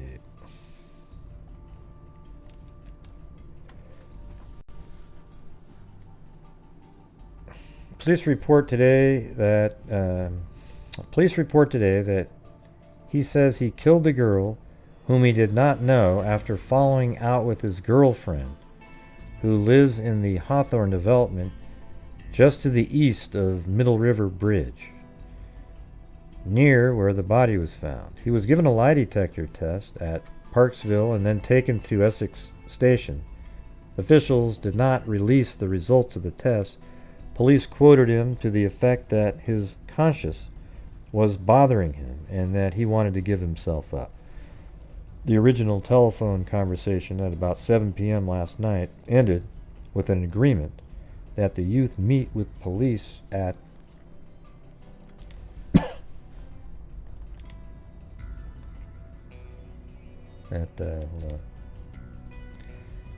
Erden Avenue and Bel-Air Road. He was not there. Let me see what that said. Erdman and Bel-Air.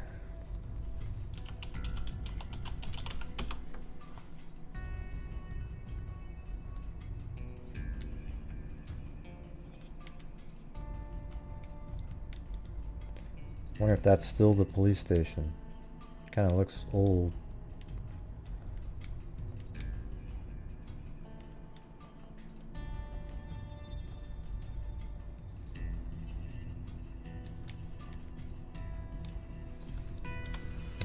Let's see.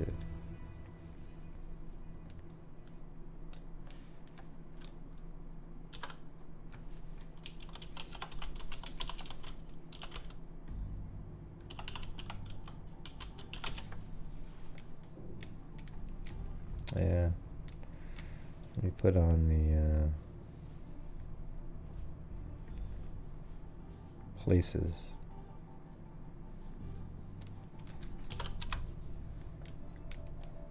Okay, that's a CVS.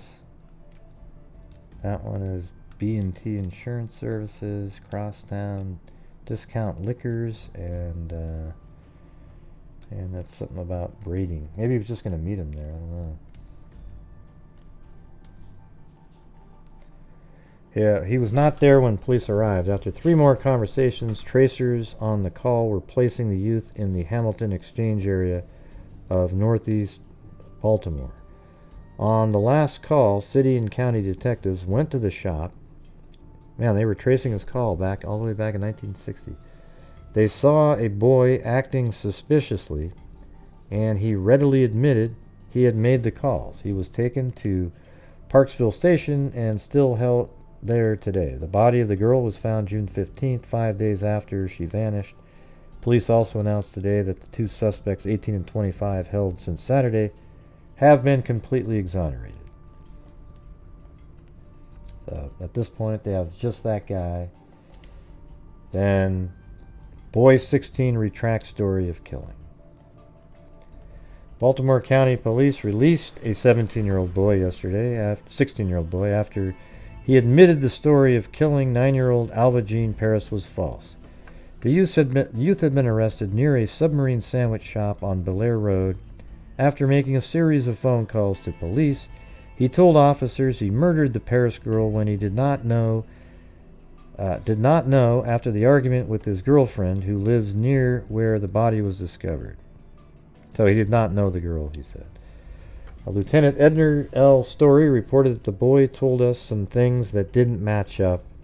And who the hell does this? You know, it's so weird how these people show up. You know, after this test, the boy retracted the story and admitted it was false. Why would you ever want it to be, though? Not false, I mean. As a result of his false statement, the boy will be given a preliminary hearing on delinquency charges. Please, so I'm going to move on to the next element. Isn't it weird that people do that? It sucks. Friend of slain Paris girl is sought. Baltimore County investigators today were trying to locate a girl known to have accompanied Alva Jean Parris on several occasions to the wooded area in Essex, where her body was found June 15th. Captain Elmer F. Adams said the key to the girl's identity could be held by a middle-aged man seen near the abandoned house in the Punty Lane wooded area 10 days before the 9-year-old girl's body was discovered. I think they were trying to get a hold of the guy, not the friend that went there. The police officer emphasized that the man, whose description was furnished to investigators by 2 children, was not being sought as a suspect. That's total bullshit right there. Captain Adams said investigators merely want to question him in the hopes that, just like, remember early on in the Delphi case, they said, yeah, the guy in the picture here, we just want to bring him in for questioning. You know, we don't know at all if he has anything to do with it. We just want to bring him. At the time, they knew exactly who this guy was. They had the video. They knew that he was the one. You know. Captain Adams said investigators merely want to question him in hopes that he can help them locate the girl who had been Alva Jean's companion on trips. Meanwhile, a 24-year-old steelworker held as a suspect in the case was to be released today. The 18-year-old youth arrested yesterday morning at gunpoint followed a 2-hour chase through Middle River was to be charged with possession of a deadly weapon. He had a hunting knife in his possession, police said, when he was tracked down. The chase began after residents of a nearby apartment development notified police that the boy fitted the description of a youth seen in the wooded area several days ago.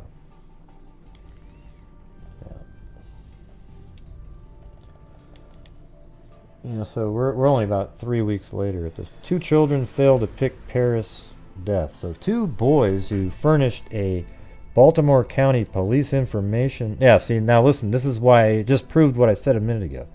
Because remember a minute ago it said that they were looking for that composite sketch? Well, these 2 boys who furnished Baltimore County police information for a composite sketch of the possible killer of Alva. So now you guys are saying that this guy is the possible killer, right? The suspect who lives in Armstead Gardens, and so they were unable to look at him and say, yeah, that's the guy. Alva Jean 9 of 45 Westway North vanishes from Essex area on June 10th. She was found June 15th, partially buried in an abandoned farm near... Hey, is that still there? Punte Lane? Didn't even notice that. Oh, look at that. Come on. Come on, come on, come on, come on. Oh, it's over there. So it could be over on this segment. So maybe like right over here. Well, no, they said a mile though, right? So let me, mile from her apartment. So if we go to here, and then draw it across. Yeah, see, that just doesn't work. You know, miles way out here. I think that's just so off. But now we know it was off of Punta Lane, so maybe like over here. Or Punte Lane. Am I saying a swear word in Spanish? I feel like I am.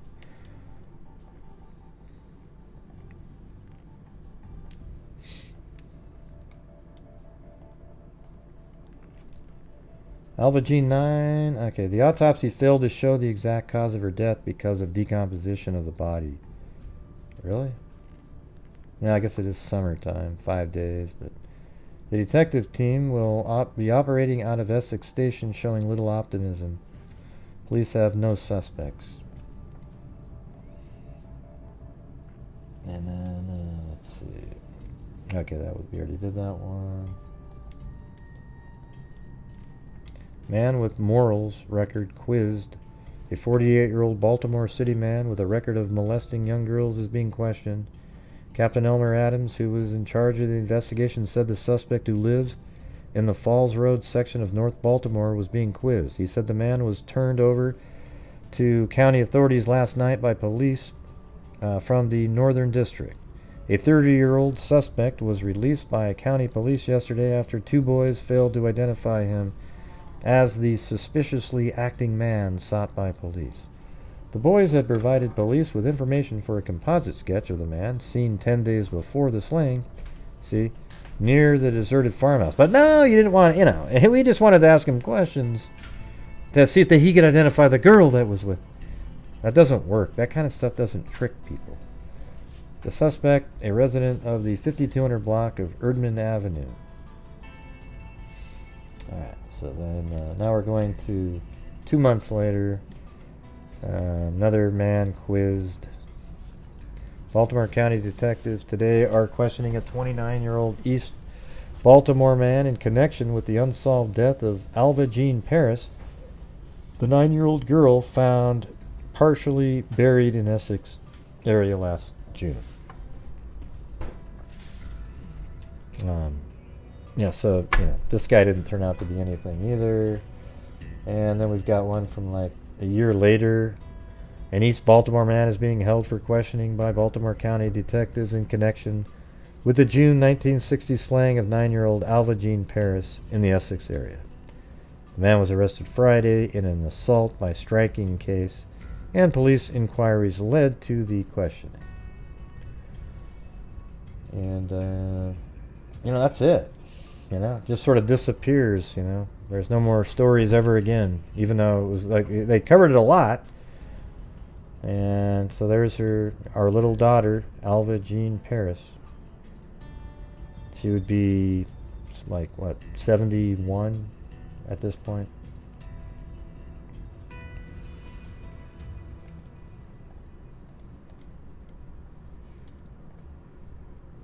Alva was a murder victim in Baltimore County, Maryland. She lived with her mother, Fredonia Parris, and grandmother on Westway North. She left the home at 9 a.m. on the 15th to run an errand to her nearby aunt's home. She never reached her aunt's house and never returned home. See, that does make you question a family member, right? I mean, because there's no proof at all that she actually left that house. And there's no proof that she was even molested. It almost seems like what she's wearing is what you'd be wearing, although they did find the shoes, but they weren't on her, so it makes you wonder if they just sort of took those and threw them there, knowing that would be part of the story. I don't know, but, she was just wearing shorts, a shirt, and some socks, It was June, so maybe that makes sense, but I don't know. After massive search, she was found 5 days later, buried in a shallow grave in a dense woods in 1800 block. Again, dense woods. There's a lot of comparisons to the Summer Wells case here. It really has, almost every element is similar. Lower station in life, family, just sort of disappeared right from the property, I don't know. A lot of different elements were the same, but all right, you guys, that's gonna be it. 3:30. So I might see you guys on here tomorrow when I'm drinking my colonoscopy prep. I gotta mix it at 2 o'clock, and then start drinking it at 4. And oh yeah, so you start drinking it at 4. And then what was the thing? It was Yeah, you start drinking it at 4, and then it takes 2 hours because you have to drink 8 ounces every 15 minutes. And then, so that's 8. There's 16 ounces in this jug. 16 times 8 ounces. So it was like 8. And then I guess apparently you go to sleep, and then you get up in the morning and like 4 or 5 hours before your appointment and start finishing off the second part. And, you don't have to do it all if you're, if there isn't a lot of stuff coming out. Okay. Yeah. No, I've done it before. I just don't remember it that much, but it wasn't. I didn't think of it as like absolutely horrific or anything. It's just not fun. It's like, oh, it sucks. Well, thanks, Lee D. Yeah, I hope so.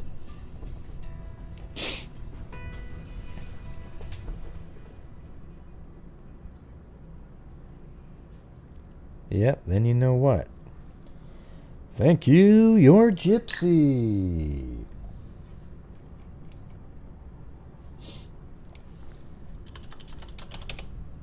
Yeah, it is a little bit like a detox.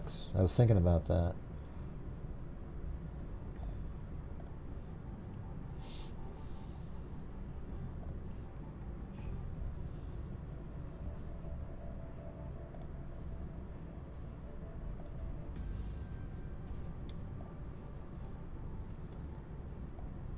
Okay, well, I hope you guys thought those were interesting tonight, even though we spent about 1,000,000 years on trying to find the correct apartment location that Alva lived at. I think we did pretty good. Got it to the general area here. If you guys missed it, what we determined is that right in this area right here was, one of those cool moments, where we looked in the paper and found out that the apartments that they lived in were, like Section 8 housing, and they were condemned in like 2000. So then when they gave an address out, now at this point, these are the Section 8 housing complex. And then you go to 2002, and they've already been condemned and destroyed. So when you look at something today, that's not what it looks like at all. It didn't look like that at all at that time. All of this stuff here has been built since that time. I wonder if these are higher, let's just see what these look like. Oh yeah, these are, there's probably pretty high-end neighborhood here. Yeah, I was just noticing though, is when I was looking at just then, you almost don't see a damn car. It's like a fake neighborhood, right? There's like 2 of them there. But anyways. Yes, everybody, if you're a smoker out there, please quit smoking. Thank you. Believe it or not, it's not good for your health. Although I heard if you smoke low-cal cigarettes with Retsin, All right, here we go. Thank you to Claudia Neubauer, Brandy Bradford, Cassandra Morris, and then Moxie Vintage twice. She was just basically testing out to see if it was working. So thank you very much. Mary Glaviano, Rita Schaefer, Brandy Bradford, Pebs W, Claudia Neubauer, Melinda Moto Maiden, Sarita, Kimberly Hennessy, Kathy Freidenmaker, Debbie Mitchell, Kimberly Hennessy, Maureen Coe, Eugenie, Maureen Coe, Candalee Woodward Stone, Candy Aldridge, Georgina Stoliker, Sandra Halford, Pebs W, Jen H, Adniram, Tawny Lee, Adniram, Tracy Shepard, Blooming Heather, Northern Girl, Zozo, and Gypsy. And then we had a couple of, we had Karen Shank Chapman became a channel member. And also Tracy Shepard. So thank you. Welcome. Welcome to the Freak family, where we actually make a difference. Okay, we'll be working on our third DNA project soon with the amazing company Identifinders International, who I consider to be the absolute best in the industry at what they do because of how they do it. They really can take a really poor sample, and they have a whole bunch of different partners, and Colleen sort of is the one who is the DNA shepherd, you could call her. That's kind of a cool name. Like she's like the DNA shepherd who makes sure that the DNA is taken care of and gives it the best possibility of extracting a usable sequence from it. And other companies, it didn't work. Shit, forget it. Yeah, it's like a cookie cutter. Yeah. All right. So there you go, everybody. Thank you for being here tonight. And if I don't see you guys tomorrow, you'll know why, but I might try to, sneak on for a little bit. Yeah. And that was kind of like an old school typical show right there. Yeah, just kind of going over 3 completely random cases with a few updates at the beginning. Right? And there was another one that I was going to cover, but it didn't have time. I switched it out. But I have that it was another guy who was like hitchhiking and he was burned to death. It's like, how the hell did that even happen? Didn't even read it yet.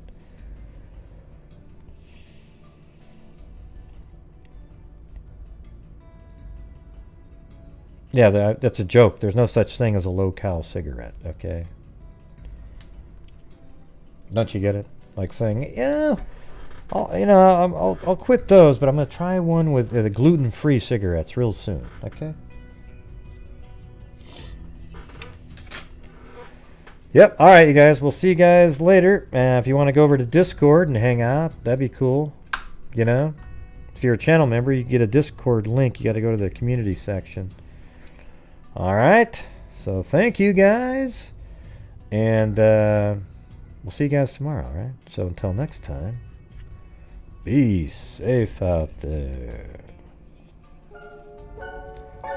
Probably won't do I've been doing this true crime thing anything for quite else. a while It's now. 3 hours and 38 minutes. And during this whole time, I have not seen one person that is a crime dissector, threat projector. I'm a certified human lie detector. Gonna get ya on a stretcher if you try and play me like an old projector. Crime sector is my nectar. Professor Greg is gonna give What do you mean brutal? What do you mean brutally, DG? connector, and I'm always gonna be a protector, full deflector, interceptor. And I'll need a little spectre with a vector on his spectre with a respect, y'all. Just remember, I have a temple fucking check, y'all. I have no agenda. I'm no pretender, and I'll serve it to you straight without the blender. And in the end, I'm gonna send ya on a mission to reveal the true offender. Hey, Yeah, so I'll just get right back to work. All right, everybody? Talk to you. hey, Gray, you gonna go get your colonoscopy tomorrow? What's a colonoscopy? Oh, what was it called? A colon, like a colonoscopy. Oh, colonoscopy. Okay, cool. All right, Gray. Well, you'll be just fine. Are you drinking tonight, Mary Lou? Well, not too much. I ate a couple shots of tequila and so forth. Oh, no wonder you can't pronounce anything. All right, everybody. We will see you guys tomorrow, and lay off the sauce there, Mary Lou. Gee, Gray, okay. Yeah, all right. So we'll see you guys tomorrow, and as I always say, until next time, be safe out there.